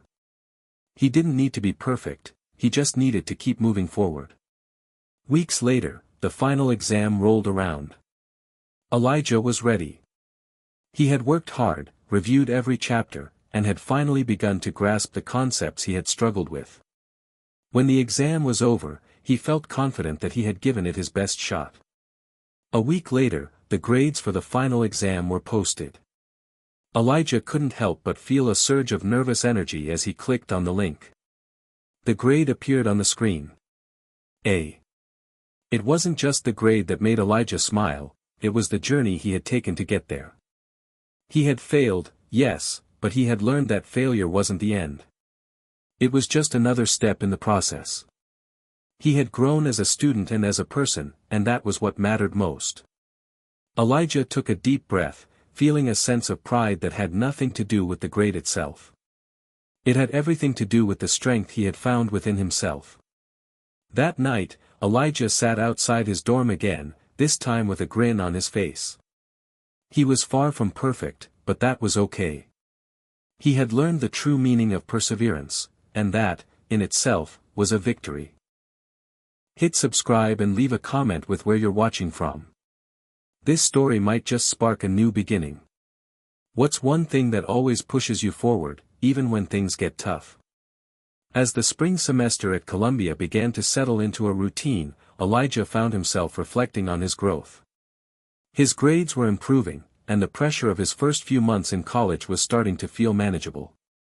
But even as things seemed to be falling into place academically, Elijah felt a tug. A new challenge was on the horizon, one that would push him even further out of his comfort zone. It came when one of the members of the student group dedicated to mentoring high school students, the Bridge program, approached him after a meeting. The program aimed to connect underprivileged high school students from across New York City with Columbia students, offering them guidance, support, and a glimpse of what college could offer. Elijah had been a part of the program for several months, offering tutoring and mentorship, but now, he was being asked to take on something bigger. "Hey Elijah," said Sarah, the program's student leader, a junior with an effortless charisma. "We've been really impressed with your work in the program, and we think you'd be perfect for something a bit more leadership-oriented." Elijah felt a knot form in his stomach. Leadership? That wasn't him. He was the quiet guy who blended into the background. He had only started to come out of his shell in the past few months, and even then, it was still a challenge. Taking on a leadership role was something he'd never really considered. "What do you mean?" Elijah asked, trying to sound casual, even though his heart was racing. "We're looking for someone to take over as a peer mentor coordinator for the next semester. Basically, you'd be in charge of organizing tutoring sessions, assigning mentors to students, and helping plan events. You'd be leading a team of your peers, working with the school's administration, and," Sarah paused, seeing the hesitation in his eyes. "You'd be making a real impact." Elijah opened his mouth to protest, but Sarah cut him off. "I get it. This is a big ask. But I know you've got what it takes. You've shown up for this program since the beginning, and the students look up to you. This isn't just about academics, it's about helping other people see their potential, the way you've seen yours." Elijah wasn't sure how to respond. He wanted to say no, to avoid the responsibility, to stay safe in his familiar role. But then he thought about the students he had mentored, their faces, their stories, their struggles, and the small ways he had been able to help them. He had come so far in his own journey, and maybe, just maybe, it was time to pay it forward. "I'll think about it," Elijah said, feeling a mix of fear and excitement building in his chest. The next few days were a whirlwind of self-reflection. Elijah weighed the pros and cons, going back and forth in his mind. The idea of taking charge felt like a huge leap, but he knew that if he turned it down, he would regret it. He couldn't continue to play it safe, he had to take a risk. Eventually, after hours of indecision, Elijah sent Sarah a message, "I'm in. Let's do this." Taking on the role of peer mentor coordinator wasn't easy. Elijah spent countless hours organizing meetings, coordinating with the administration, and managing a team of diverse, passionate students. At first, it felt like a juggling act. He had to find a balance between his studies, his work with the program, and his own personal time.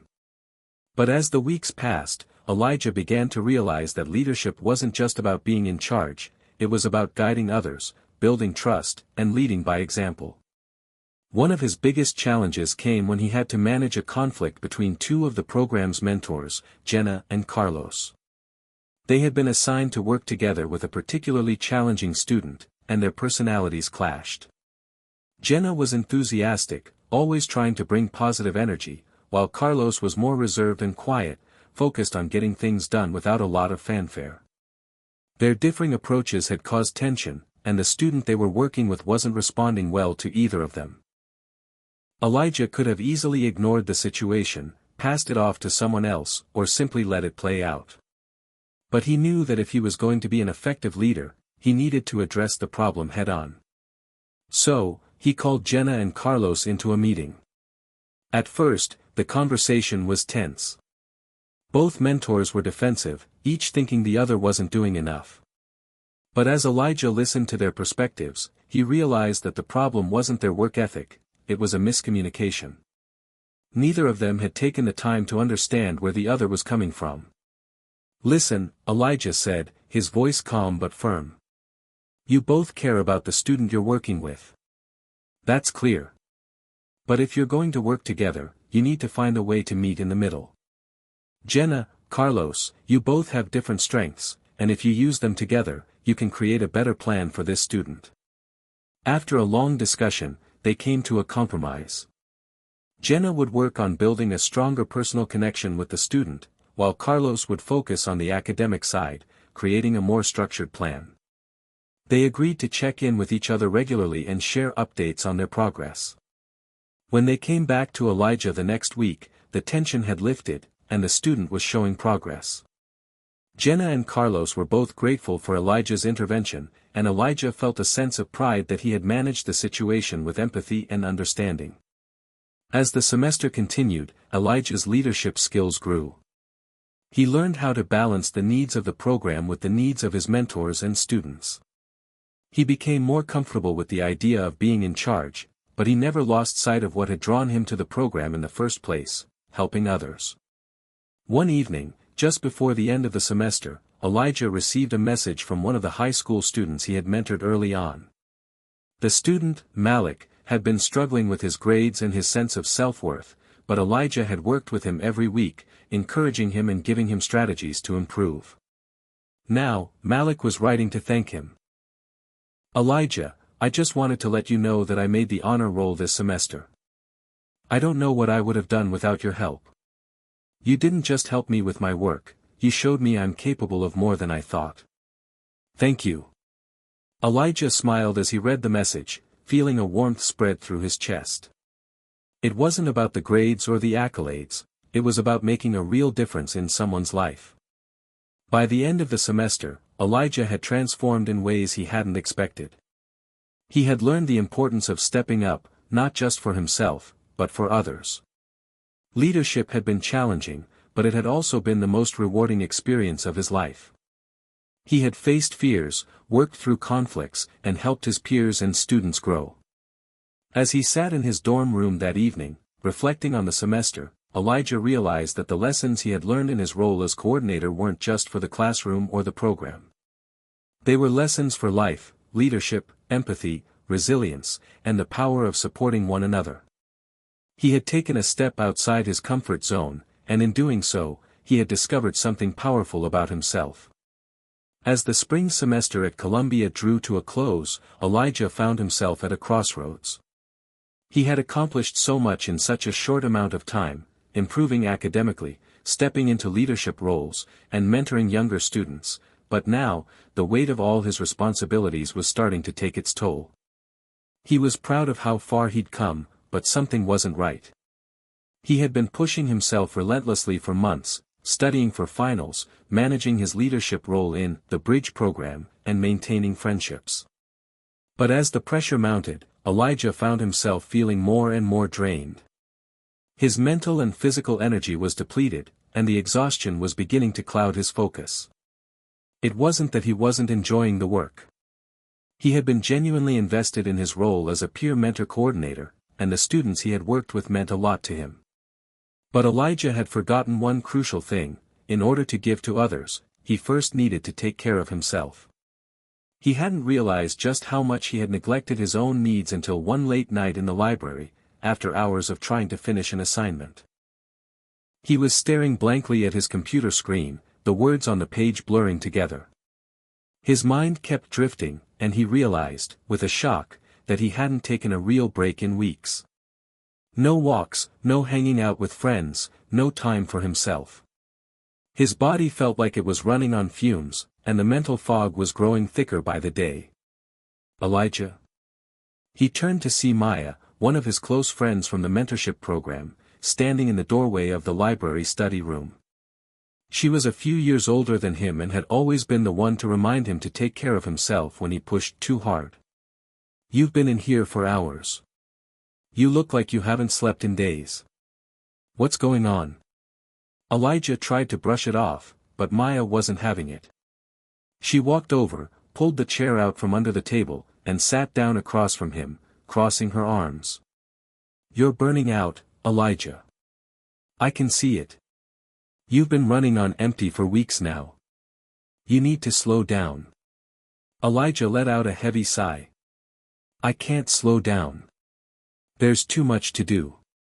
Finals are coming up, and I can't afford to drop the ball. And then there's the program, and the students need me.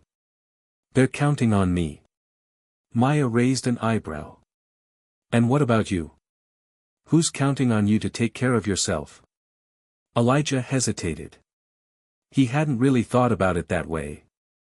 He'd been so caught up in meeting everyone else's needs that he had neglected his own. "You've been doing incredible work, Elijah. But you can't keep going like this," Maya continued, her voice soft but firm. "You're not going to be any good to anyone if you're running on fumes. Take a step back. Get some rest. Take care of your mind and body, and everything else will fall into place." Elijah opened his mouth to protest, but Maya cut him off.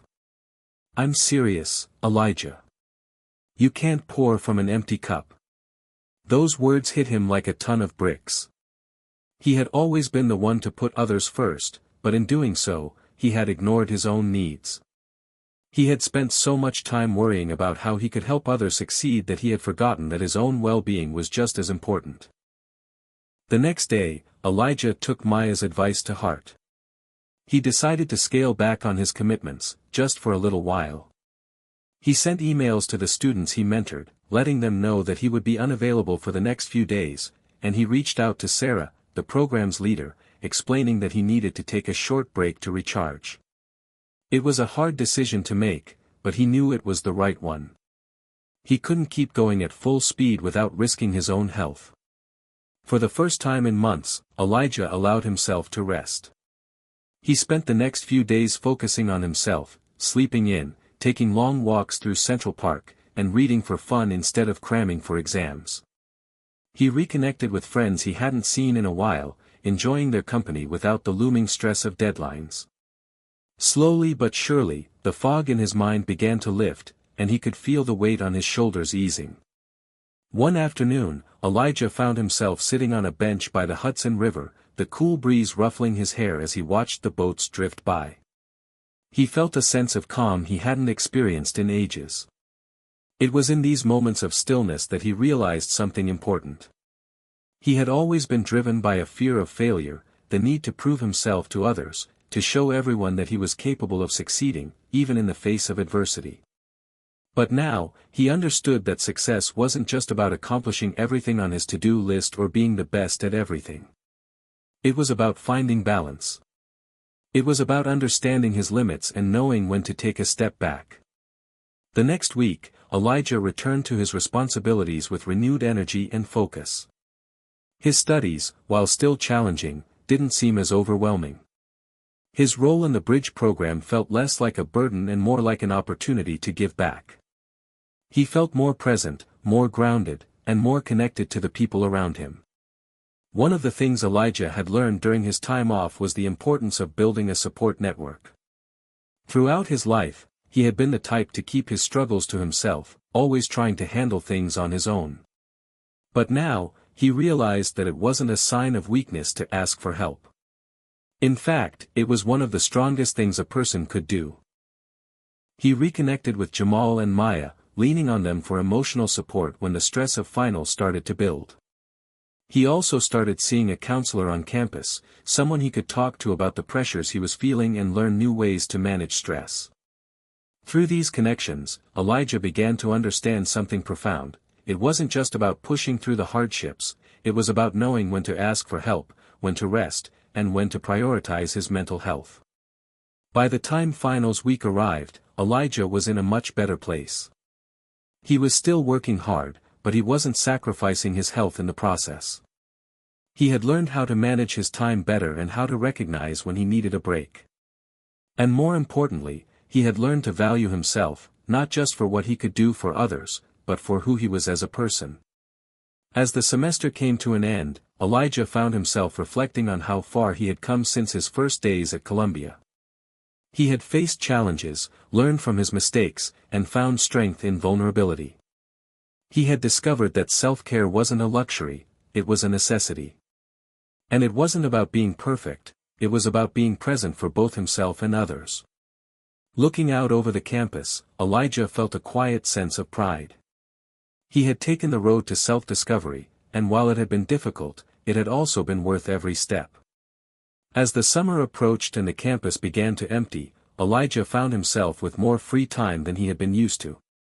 After the intensity of finals, leadership roles, and mentoring, he was relieved to take a breather. For the first time since coming to Columbia, he could enjoy the feeling of a job well done without the weight of constant responsibility pressing down on him. But it wasn't long before a new challenge arose, a challenge that would test Elijah's character in ways he hadn't anticipated. It all started during the final week of the semester. Elijah had been invited by Sarah, the leader of the Bridge program, to attend a meeting with a donor who had expressed interest in supporting the program financially. This donor, Mr. Caldwell, was an influential alumnus who had a history of giving generously to Columbia, and the program was eager to earn his backing. The meeting was supposed to be a routine one, an opportunity to showcase the program's achievements, the work the students were doing, and how their mentoring efforts were making a difference in the lives of underprivileged high school students. Elijah, as the peer mentor coordinator, was asked to speak about his role in the program and share how it had impacted both him and the students he mentored. The meeting took place in a sleek, glass-walled conference room on the top floor of a building near campus. Mr. Caldwell was tall, well-groomed, and exuded an air of confidence and power. He sat at the head of the table, listening intently as Sarah and other members of the program spoke about their work. Elijah, seated near the middle, felt the familiar buzz of nervous energy creeping up his spine. He had prepared his talking points and was ready to share his story, but the moment he spoke, something unexpected happened. After Elijah shared his experience with the program, how it had given him a sense of purpose and helped him connect with students who needed guidance, Mr. Caldwell's expression shifted. His eyes narrowed, and he leaned forward slightly, studying Elijah with an intensity that made him feel uncomfortable. "So," Mr. Caldwell said slowly, his voice smooth but with an edge. "You're the one who helped those troubled students get their lives on track. I've heard about your success with the program. But tell me, Elijah, what happens when they leave this program? When they're back in their old environments, with all those obstacles still in their way? Do you really think it's enough to just give them a little taste of success?" Elijah felt a lump form in his throat. He wasn't sure how to answer. He had always believed in the program's impact, in the way it provided hope and direction for students who often felt forgotten. But Mr. Caldwell's words rattled him. It was true that the students faced overwhelming challenges outside the program, and there were no guarantees that the progress they made would last. But wasn't that the point? Wasn't the program about giving them a shot at a better future? Before Elijah could respond, Mr. Caldwell continued. "I'll be honest with you," Mr. Caldwell said, his tone shifting slightly. "I don't see much point in funding a program that only works on the surface level. You're telling me that these kids are making progress, but I'm not convinced it's going to last. I'm more interested in seeing tangible results, not just feel-good stories." The room went quiet. Elijah could feel the weight of Mr. Caldwell's words hanging in the air. It was clear that the donor wasn't sold on the program's long-term impact. And yet, Sarah, who had been leading the conversation, looked visibly rattled, unsure of how to handle the situation. Elijah, for the first time, realized that the success of the program, and his own role in it, was at risk. The pressure was on, and Elijah knew he had to say something. But what could he say? How could he defend something that wasn't always easy to quantify? How could he prove to Mr. Caldwell that the work they were doing was meaningful, even if it didn't always show instant results? His mind raced, and for a moment, he considered backing down. He could agree with Mr. Caldwell, nod and smile, and let the donor write a check. After all, agreeing with someone in power was often the easiest route to success. But something inside him didn't feel right about that. He had spent months working with students who had been written off by society, and he knew the real impact they were making. It wasn't about immediate results, it was about planting the seeds of change and hope that could take root over time. Taking a deep breath, Elijah stood up, his hands trembling slightly. "Mr. Caldwell," Elijah began, his voice steady but not without emotion, "I understand where you're coming from. I know that the challenges these students face are immense, and the work we're doing can seem like it's only scratching the surface. But I can tell you from my own experience, seeing how these students change, seeing their belief in themselves grow, that the impact is real. Maybe it's not always measurable in a single moment or a test score, but it's there. We're giving them the tools, the guidance, and the support they need to keep pushing forward. And that, Mr. Caldwell, is something that can't always be quantified. The room fell silent again, and Elijah could feel every eye on him, waiting. For a moment, he thought he might have said too much. But then Mr. Caldwell leaned back in his chair, his expression unreadable. "Interesting," he said, his voice soft. "You're more passionate than I expected. That counts for something." Elijah swallowed hard, trying not to let the tension overwhelm him. "I'm not asking for a handout," Elijah continued, his words coming more confidently now. "I'm asking for a chance. A chance to continue the work we're doing, and to give these students the opportunity they deserve. They've been given a lot of obstacles in life, but they've also been given hope. And sometimes, that's all they need." There was a long pause before Mr. Caldwell spoke again. "You've got guts, Elijah. I'll give you that. I'll consider it. But don't think for a second that this program isn't being held to a high standard. If you want funding, you'll need to prove that the impact is real." Elijah nodded, feeling a mix of relief and determination wash over him. He had said what he believed, and whether or not Mr. Caldwell agreed, Elijah felt proud of himself for standing firm in his values. A week later, Elijah received an email from Sarah. Mr. Caldwell had agreed to donate a significant sum to the program, but with the condition that they provide regular reports on the progress of the students and measurable outcomes. The donation was a huge win, but Elijah knew that the pressure to prove their worth would only increase from here. As he sat back in his dorm room, Elijah reflected on the meeting. He had faced a moral dilemma: take the easy route and agree with the donor, or stand up for what he believed in and risk jeopardizing the funding. It wasn't an easy choice, but in the end, Elijah realized that it was never about the money. It was about the students and the impact they were making, even if it couldn't always be measured in a spreadsheet. For Elijah, the test of character had been a reminder that sometimes doing the right thing wasn't the easiest thing. But in the end, it was always the most rewarding. The summer break had come and gone, and now the fall semester was in full swing.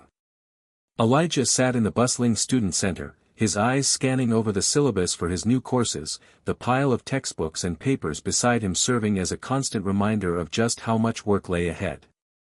His role as the peer mentor coordinator had only grown, and with the recent funding secured for the bridge program, there were now even higher expectations on him and his team. But something had shifted inside Elijah. The weight of responsibility no longer felt overwhelming. The lessons he had learned over the past year, the importance of self-care, the value of building meaningful relationships, and the strength to stand by his beliefs, had made him more resilient, more grounded. Still, even with all the progress he had made, he couldn't help but feel the weight of his academic ambitions pressing down on him. His professors were demanding, and the pressure to perform well on his exams was mounting. This was the part of college he had always feared, where the work became grueling, and the balance between his studies, his leadership role, and his personal life became increasingly fragile. As the days passed, Elijah found himself working late into the night more often than he'd like to admit. The research papers, the problem sets, the meetings with his ments, everything piled up, and it seemed there was never enough time to finish it all. His anxiety crept back in, quiet but persistent, like an unwelcome guest that never quite left. One evening, after a particularly long study session in the library, Elijah sat in his dorm room, staring at his laptop screen, trying to focus on an essay he had to submit by midnight. His eyes were dry and tired, and his thoughts felt scattered. He could hear the hum of conversation from the hallway, the distant sound of people laughing and joking as they left for a party. Elijah hadn't gone out with anyone in weeks, his nose buried in work. And even when he did have moments of free time, his mind was consumed by everything he had to do next. He rubbed his eyes and closed his laptop, the deadline looming in the background. For a moment, he allowed himself to breathe, to sit in the silence of his room. That's when the message from Maya popped up on his phone. "Maya, hey, how are you holding up? Haven't heard from you in a while." Elijah stared at the message, a pang of guilt rising in his chest. He hadn't been in touch with Maya much lately, and he knew she was one of the few people who truly understood the pressure he was under. They had become close friends over the past year, and she had always been there for him, whether it was during his darkest moments or his proudest achievements. He quickly typed a reply. Elijah, honestly, I'm struggling a bit. The workload's just piling up, and I don't know how to keep up with everything. I haven't had a chance to even catch my breath. I'm not sure how to keep everything balanced anymore. Seconds later, Maya responded. Maya, I get it, Elijah. You've been juggling a lot, and it's okay to feel overwhelmed. But you don't have to do everything on your own. You've got people who care about you, who can help you out when you need it. Just don't shut us out, okay? Elijah stared at the message, the weight of her words sinking in. He had always prided himself on being independent, on handling things by himself. But in his pursuit of perfection and success, he had closed himself off from those who cared about him. The following day, he made a decision. He would go to the bridge program office early to meet with Sarah and discuss his responsibilities for the semester. He needed to reassess his priorities and see if there was any way he could delegate some of his duties. He knew he couldn't do it all alone. When he arrived at the office, Sarah was already there, sorting through papers and reviewing emails from potential donors. She looked up when Elijah entered and smiled. Elijah, it's good to see you. How's everything going with your coursework? Elijah hesitated for a moment before sitting down across from her. He didn't want to admit just how overwhelmed he was, but he knew he couldn't keep pretending everything was fine. Honestly, Sarah, I'm struggling. I've been trying to keep up with everything, my classes, the mentorship program, my responsibilities to the students, but I'm finding it hard to balance it all. I feel like I'm drowning in work. Sarah's expression softened, and she nodded in understanding. I can imagine. You've been carrying a lot of responsibility for the program, and with the new funding, it's only going to get more intense. But, Elijah, it's important to recognize when you need help. You're not alone in this. I know, Elijah said, his voice low. But I hate asking for help. I don't want to let anyone down. I feel like if I can't do it all, then I'm failing the students. Sarah leaned forward, her tone compassionate yet firm. Elijah, you're not alone in this. The program is built on teamwork, and you don't have to do it all yourself. You've built an incredible network of peer mentors. Use them. Trust them. Delegate the tasks that are too much for you. This isn't about being perfect, it's about creating a support system for everyone. Elijah looked at Sarah, feeling a mix of relief and apprehension. He had been so used to doing everything himself that the thought of relying on others felt foreign, but Sarah's words were a wake-up call. She was right. The program's success didn't rely solely on his shoulders. It relied on the collective effort of everyone involved. I'll try, Elijah said softly, a weight lifting from his chest. I'll talk to the team. I think it's time I start trusting others more. Sarah smiled. That's the first step. And remember, it's okay to take breaks. It's okay to rest. If you're burned out, none of this will matter. Your well-being comes first. That afternoon, Elijah sent out a message to the peer mentors, inviting them to a meeting the following week to discuss the direction of the program and share some of the responsibilities. It wasn't easy for him to do, but he knew it was the right choice. He had to learn how to trust others and delegate tasks without feeling like it was a sign of weakness. The next few weeks were a delicate balancing act. Elijah spent more time communicating with the team, allowing them to take on leadership roles, and learning to rely on their support. He also started prioritizing self-care, getting enough sleep, eating properly, and taking time for himself when he needed it. The mental fog that had clouded his mind began to clear, and for the first time in months, he felt like he was truly living in the moment instead of constantly worrying about what was next. But it wasn't just about managing his time better, it was about recognizing that his journey wasn't just academic or professional. It was personal. And as he continued to grow into his role, Elijah realized that he had to be kind to himself. He had already accomplished so much, but he wasn't finished yet. The road ahead was still long, but with the right support system, the right mindset, and the right balance, Elijah knew he could keep moving forward, one step at a time.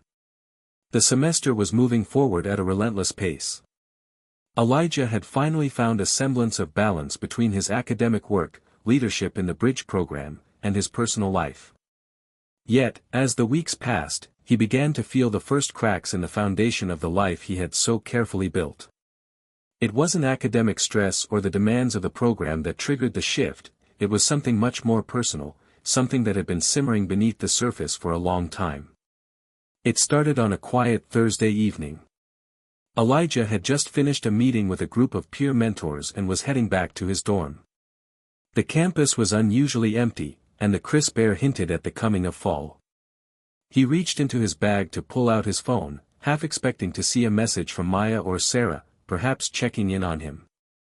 Instead, the name that flashed on the screen was one he hadn't seen in months. Mom. His heart skipped a beat. Elijah's relationship with his mother had always been complicated. Growing up, she had been a constant source of love, but also of tension. She had struggled with addiction, and that had shaped much of Elijah's early childhood. He hadn't heard from her in months, and when he had, the conversations were brief and often uncomfortable. She was rarely sober enough to have a meaningful discussion, and he had become accustomed to keeping his distance, until now. With trembling hands, Elijah tapped on the message. Mom, Elijah, I need to talk. It's urgent. Please call me.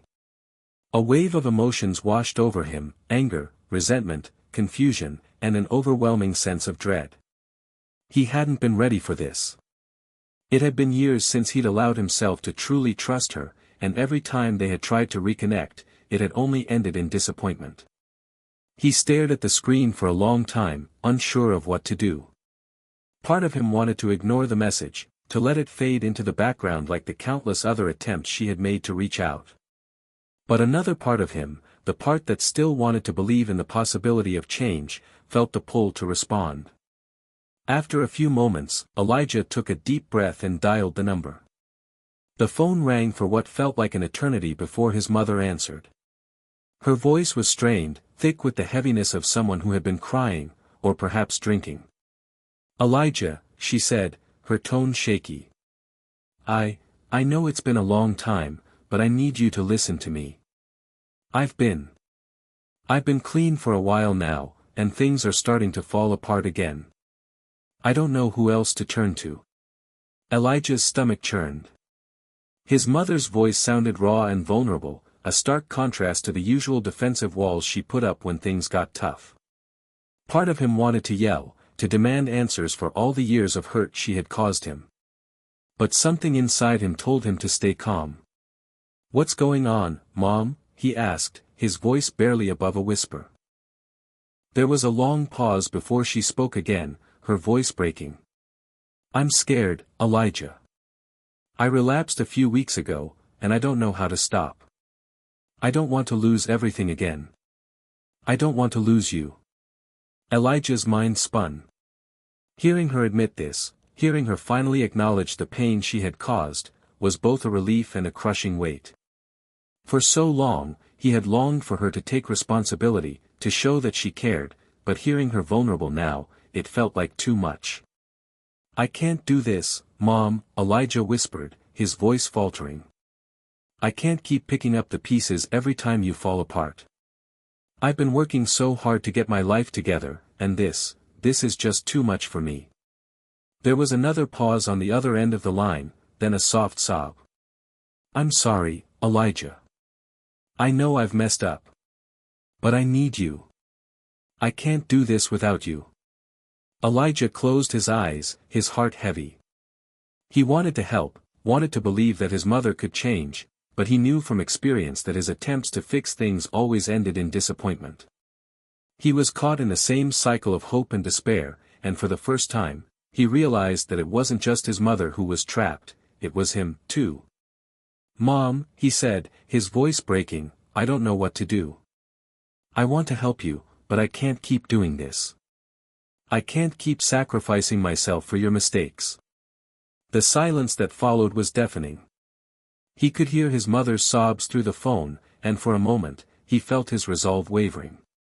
But then the anger, quiet and steady, began to build inside him. He was tired of being stuck in this cycle of disappointment, of believing that things would be different every time, only to watch everything fall apart again. He wiped away a tear, his voice firm. "I can't be the one to fix this anymore. You have to take responsibility for your own choices, Mom. I can't keep putting myself through this." Elijah hung up the phone without waiting for a response, his hands shaking as he stared at the screen. A feeling of emptiness settled over him. He had finally broken the cycle, but in doing so, he felt like he had lost a part of himself. He sat there for a long time, lost in thought, trying to process what had just happened. It felt like a betrayal of the boy he used to be, the one who had always hoped for a better future for his mother. But it was also a form of self-preservation, a step toward healing. After some time, Elijah stood up and walked to the window, looking out over the quiet campus. The sun had begun to set, casting an orange glow over the trees and buildings. He felt like he was standing on the edge of something, unsure of what the next step would be. But for the first time in a long while, he didn't feel the weight of the past on his shoulders. His journey, his true journey, was just beginning. And for the first time, Elijah knew that in order to move forward, he had to break free from the cycles of the past. No longer would he carry the burdens of others. He would no longer allow their failures to define him. As he sat back down at his desk, Elijah realized something important. Breaking the cycle wasn't about walking away from the people he loved, it was about walking toward the person he needed to become. The road ahead was still uncertain, but at least now, he was no longer bound by the past. Elijah woke up the next morning with a deep, unsettling feeling in his chest. The phone call with his mother still lingered in his mind, haunting him like a dark cloud. It wasn't the first time he'd felt like he had to walk away from someone he loved in order to protect himself, but this time, it felt different.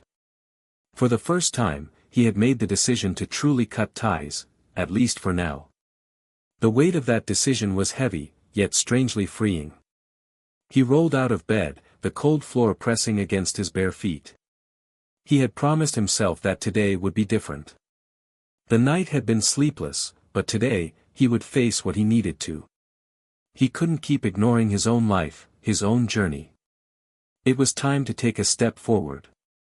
Elijah spent the next few hours in a haze of thought, moving between studying and reviewing his notes for upcoming exams, but the nagging uncertainty still loomed. He knew he couldn't ignore it forever. His mind kept going back to the same question: what's next? The bridge program was growing. More students were coming in, and the demands on him had increased. But somehow, in the midst of all of it, Elijah had begun to feel a shift, a desire to invest in something deeper, something beyond just academics and leadership. He needed to address his own heart and mind, and in doing so, figure out who he truly wanted to become. He found himself walking to the library later that afternoon, his backpack slung over one shoulder. As he entered the building, his eyes scanned the familiar rows of bookshelves. The library had always been a place of refuge for him, quiet, predictable, full of knowledge that could take him far beyond the confines of his small world. But today, it didn't feel like a sanctuary. It felt more like a place of confrontation. He needed something to help him process everything: the tension with his mom, the exhaustion of keeping up appearances, the constant pressure to succeed. He needed a new perspective, something outside of his routine. Elijah's steps took him down the long row of books on psychology, self-help, and personal growth. He picked up a few titles, thumbing through them, but none of them seemed to resonate with him. It wasn't until he stumbled upon an old, well-worn copy of a book by a psychologist he admired, Man's Search for Meaning by Viktor Frankl, that he felt a spark. He had heard about the book, but never really considered reading it. He pulled the book from the shelf and flipped through the pages. It wasn't just about surviving or enduring hardship, it was about finding purpose, even in the most desperate of circumstances. Something about the book spoke to him in that moment. Maybe it was the idea that one's greatest freedom was the ability to choose their attitude in any given situation. It was a concept that had eluded him for so long, as he always felt that everything around him, his circumstances, his family, his past, had dictated who he was. But what if he could change that? What if he could choose how he responded to these circumstances? He checked the book out and made his way back to his dorm, his thoughts racing. Elijah wasn't sure exactly where this new realization would take him, but he couldn't deny the pull. Something inside him was beginning to shift. Maybe he wasn't just a product of his past, maybe he had the power to shape his future. That evening, as the sun dipped below the horizon and the campus slowly darkened, Elijah sat at his desk, the book open in front of him. His thoughts drifted back to his conversation with Sarah earlier that semester. She had been right all along, he didn't have to do it alone. He had surrounded himself with so many people who were willing to help, but he had often refused them, feeling that it would make him weak. Now, reading Frankel's words, Elijah understood that choosing to accept help wasn't a sign of failure, it was part of the process of finding meaning in life. It wasn't about avoiding pain or discomfort, it was about understanding that we all have the ability to decide how we react to our circumstances. He closed the book and leaned back in his chair, allowing the quiet to wash over him. It was as if the fog that had clouded his mind had cleared, if only for a moment. The path ahead was still unclear, but for the first time in a long while, he felt like he had a direction. He was no longer just drifting, reacting to everything around him. He could move forward. Elijah's phone buzzed, breaking his reverie. It was a message from Maya, as usual, always checking in, always supporting him. Maya, hey, how's the book? Feeling any better after the call with your mom? Elijah smiled a little. Maya had always been there for him, but he hadn't realized how much he had leaned on her until recently. Their friendship had become more than just casual conversation, it had become a lifeline. Elijah, yeah, I'm reading it now. It's a lot to process, but I think it's exactly what I needed. And about my mom? I don't know yet. But I'm trying to figure out how to move forward. The message paused for a moment before Maya replied. Maya, you've come so far, Elijah. Just don't forget that. No matter what happens with your mom, you have a future ahead of you. You're in control now. Take it one step at a time. Elijah stared at her words for a long time, the weight of them sinking in. One step at a time. That was the key. He didn't have to figure everything out all at once. He didn't have to have it all together.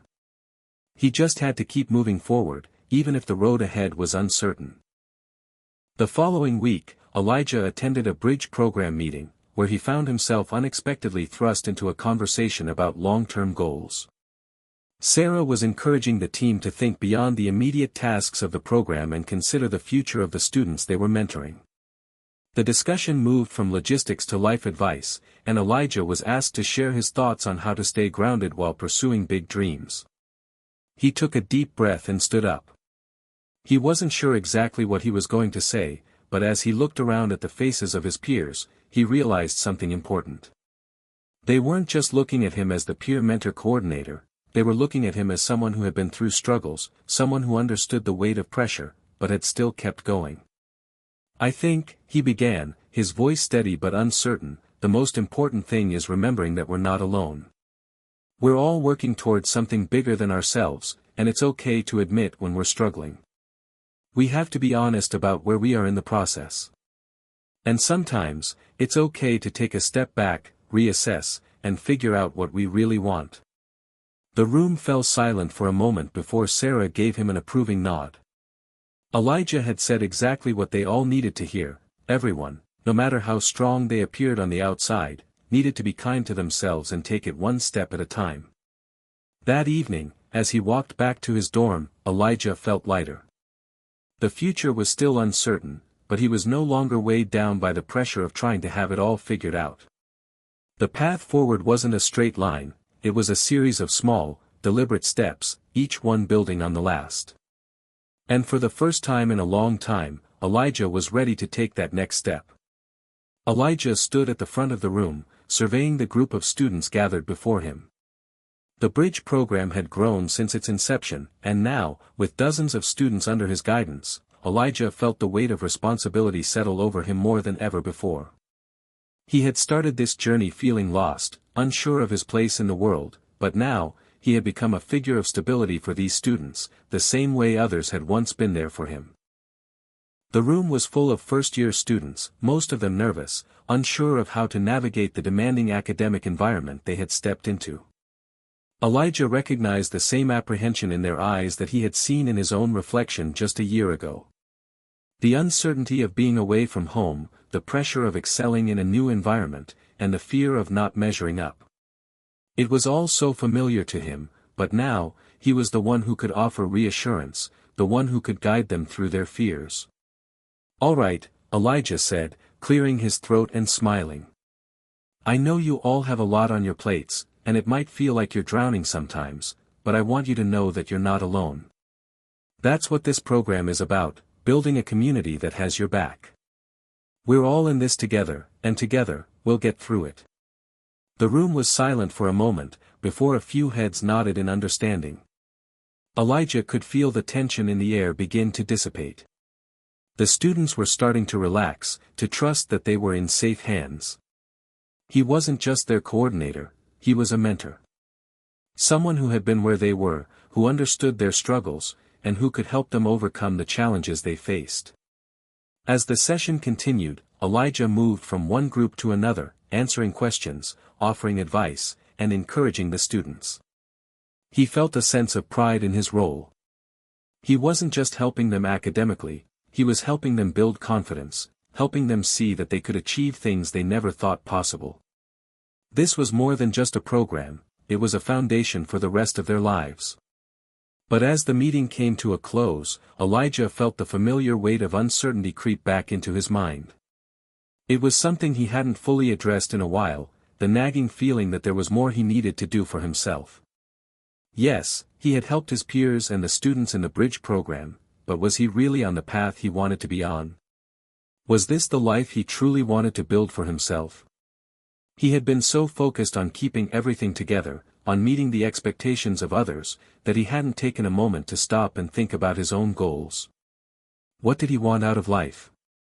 Where did he see himself in 5 years? Elijah left the meeting feeling conflicted. He was proud of the work he was doing, but a small part of him was starting to wonder if he had been living for others all along, instead of for himself. He needed to find that balance between helping others and pursuing his own dreams. The question was, how? Later that evening, after he had wrapped up his duties for the day, Elijah found himself sitting in the common area of his dorm. Maya had invited him to grab a coffee at the campus cafe, and though he was exhausted, he decided to take her up on the offer. He could feel the weight of the past few weeks pressing on him, and he needed someone to talk to, someone who understood. Maya was already there when he arrived, her trademark smile lighting up the room as soon as she saw him. She gestured to the empty seat across from her. "You look like you've had a long day," she said, her voice warm and inviting. Elijah chuckled as he sank into the chair. "You could say that. It's been non-stop with the bridge program. It's going well, but sometimes I feel like I'm spread too thin, you know." Maya raised an eyebrow, her expression one of both concern and curiosity. "You're doing great, Elijah. You've really stepped up this semester. But it sounds like you're trying to do everything for everyone else. What about you? Are you taking care of yourself?" Elijah shifted uncomfortably in his seat. Maya had a way of cutting right to the heart of the issue. She was perceptive, too perceptive, sometimes. "I guess I haven't really thought about it. I mean, I'm helping people, I'm leading the program, I'm getting good grades, but I don't know. Sometimes I wonder if I'm losing sight of what I actually want. I'm not sure what the next step is for me." Maya leaned back, her fingers wrapped around her coffee cup as she took a long sip. Elijah watched her, feeling the weight of his own thoughts pressing against him. Maya was always the person who seemed to know what she wanted. She had a clarity of purpose that he admired, something Elijah had always struggled to find in himself. "You don't have to have everything figured out right now," Maya said, breaking the silence. "No one expects you to have it all planned out. But I do think it's important to take a step back and ask yourself what you want, not just what you think others want from you. The bridge program is great, but it's not the only thing in the world. You have to figure out what your passions are, what makes you feel fulfilled beyond just helping people. Helping people is awesome, but it's not everything." Elijah absorbed her words. They were simple, yet they hit him hard. He had always prided himself on being the person people could rely on, the one who would step up when no one else would. But somewhere along the way, he had lost sight of his own path. He had been so focused on helping others, he had forgotten to check in with himself. "I guess I've been afraid of failing," Elijah admitted quietly. "If I take a step back and focus on my own future, I'm afraid I'll lose the connections I've made here. I'm afraid I'll be seen as selfish." Maya shook her head gently. "That's not selfish, Elijah. You can't give from an empty cup. You have to fill your own cup first, or you won't be able to help anyone else. You deserve to dream for yourself too." Elijah stared into his coffee cup, letting her words sink in. Maya was right. He had been so focused on the needs of everyone around him that he had forgotten to consider his own. He didn't want to be just a mentor or a leader.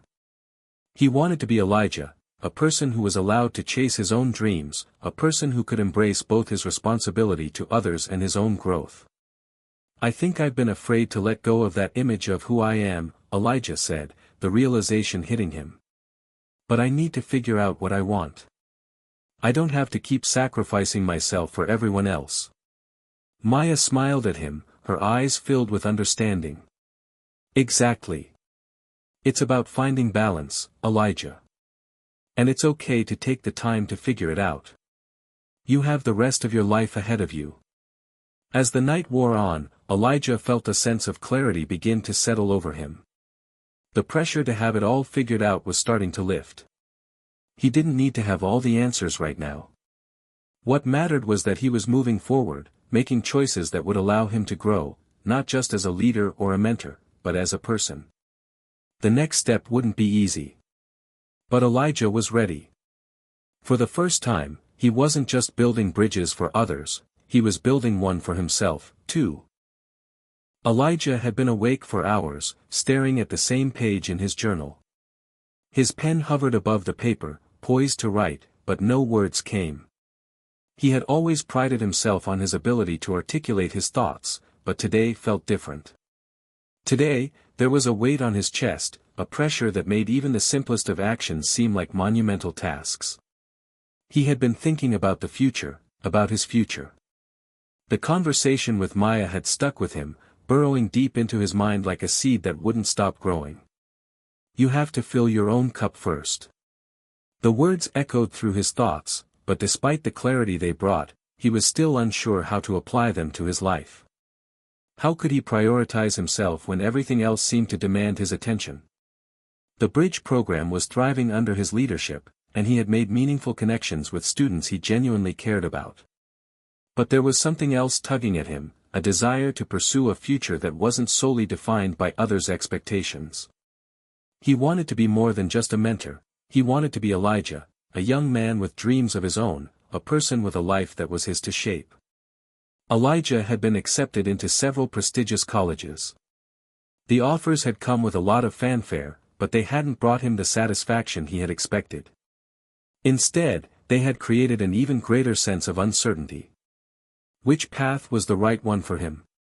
And what about the people he had been helping along the way, would they feel abandoned if he followed his own dreams? He put the pen down and leaned back in his chair, running a hand through his hair. It felt as though everything was at a crossroads, and no matter which direction he chose, something important would be left behind. Suddenly, there was a knock at his door. "Elijah?" Sarah's voice called from the other side. "Yeah, come in." The door creaked open, and Sarah stepped inside, her arms crossed in front of her. Her face was a mixture of concern and curiosity, and she hesitated for a moment before speaking. "I know you've been pushing yourself really hard lately," she began softly, her gaze steady. "I can see it in the way you've been acting, and I just want to make sure you're okay. You've been taking on so much responsibility with the bridge program, and I don't want you to burn out." Elijah sat up straighter, caught off guard by her words. He hadn't realized how much his exhaustion had shown. He thought he had been hiding it well, but Sarah, as always, had noticed. "I'm fine," Elijah said quickly, though the words felt empty as soon as he said them. He was tired, physically and emotionally, but he didn't know how to admit it. He had been so focused on meeting everyone else's expectations, he had lost sight of his own needs. Sarah didn't buy it. She gave him a pointed look before sitting down across from him. "Look, I know you're trying to help everyone, and you're doing an amazing job with the program. But I think you need to be honest with yourself, Elijah. You're not invincible. No one is." Elijah felt his throat tighten. He had been so caught up in the idea of being the rock for others that he hadn't allowed himself to lean on anyone. He had thought that being strong meant never showing weakness, never admitting that he needed help. But here was Sarah, reminding him that it was okay to be vulnerable. "You're right," he admitted, the words slipping out before he could stop them. "I've been trying to do everything, lead the program, help my mom, deal with schoolwork, and I don't know how much longer I can keep it up. I don't know what I want anymore. I feel lost." Sarah reached over and placed a hand on his. It was a simple gesture, but it made Elijah feel like he wasn't alone. "It's okay to feel lost. You've been juggling so much for so long, it's no wonder you're exhausted. You've done incredible things, Elijah, but you can't keep running on empty." He looked up at her, his eyes filled with frustration. "I don't know how to fix it. I feel like I'm standing at the edge of a cliff, and every step I take is either going to push me forward or send me tumbling down." Sarah's expression softened. "You don't have to have all the answers right now. You've made so much progress, and you're going to continue to grow. But you need to give yourself the time and space to figure out what you really want. Don't make decisions based on guilt or fear of letting people down. You're allowed to dream for yourself."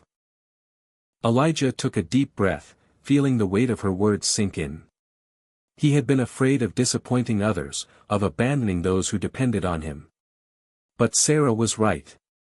He had to find a balance between his responsibilities and his own aspirations. "I don't know what's next for me," Elijah said quietly.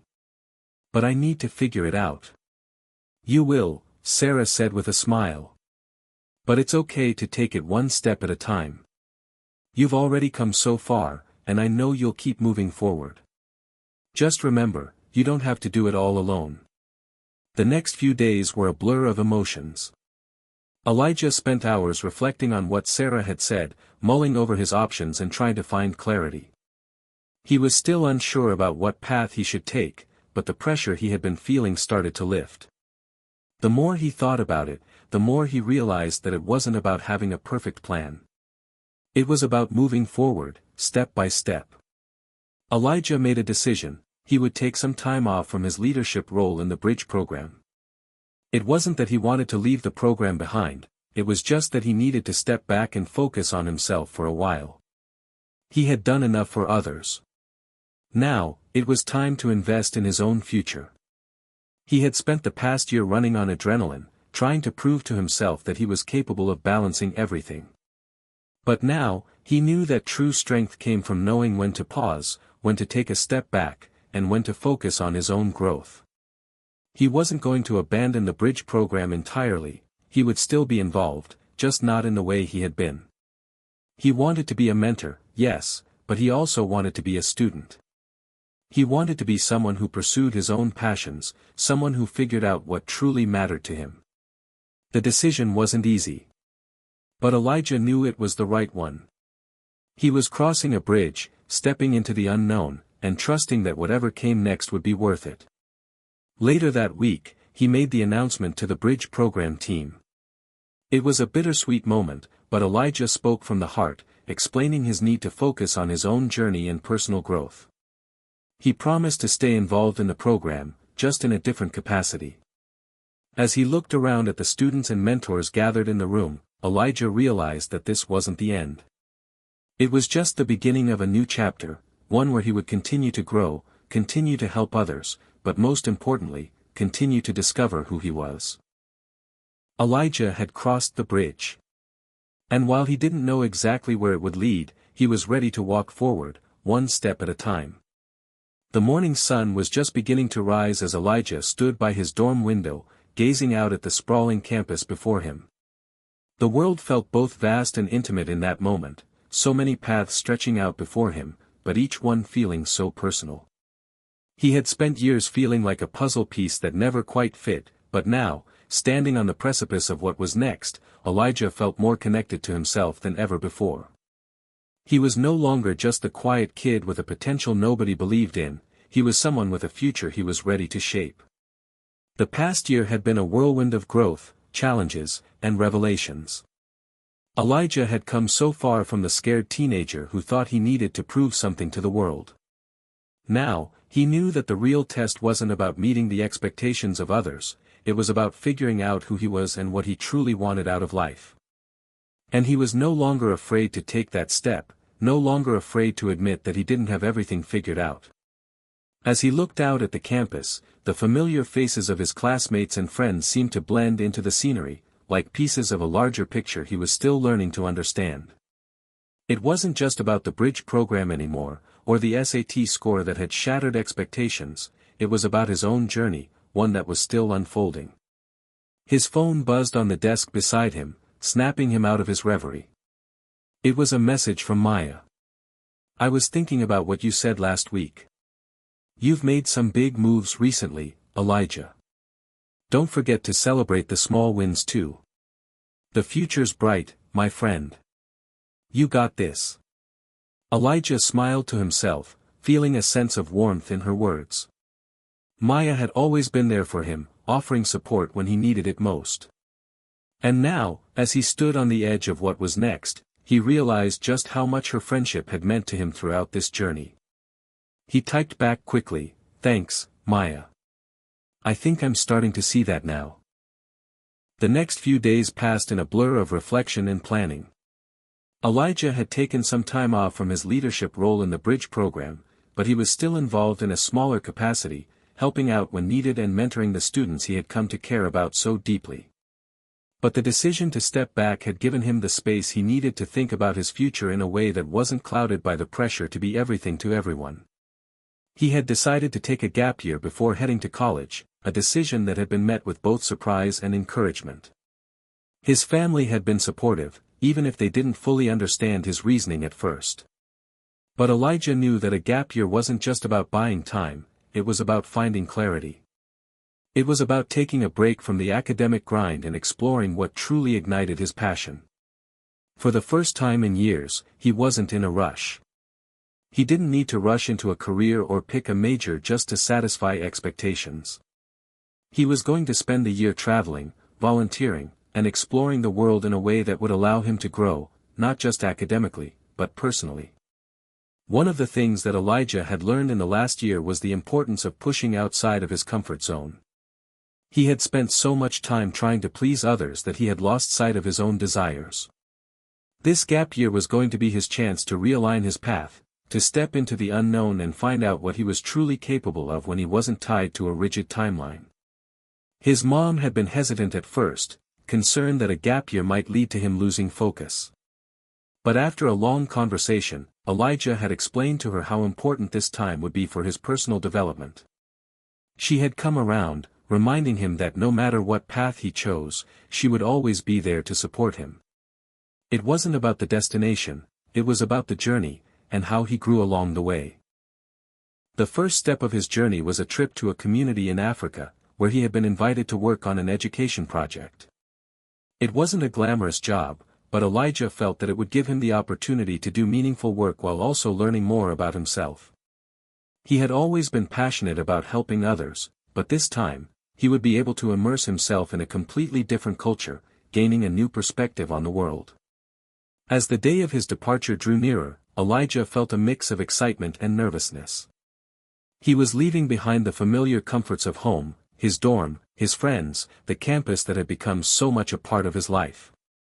But he was also ready for the challenge, ready to experience a new way of life that would help him grow and understand the world in a deeper, more meaningful way. On the day he left, Elijah stood at the airport, looking at the gate in front of him. He felt a sense of finality, but also of possibility.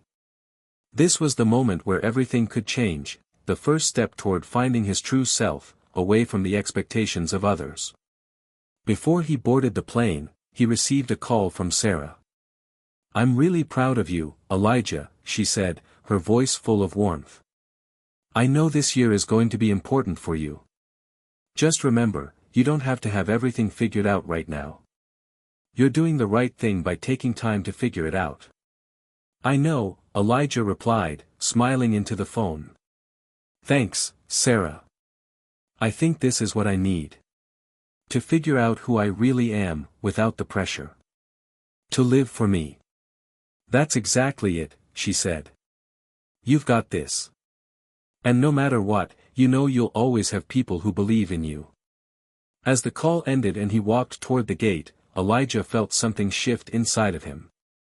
The future was still uncertain, but that uncertainty didn't scare him anymore.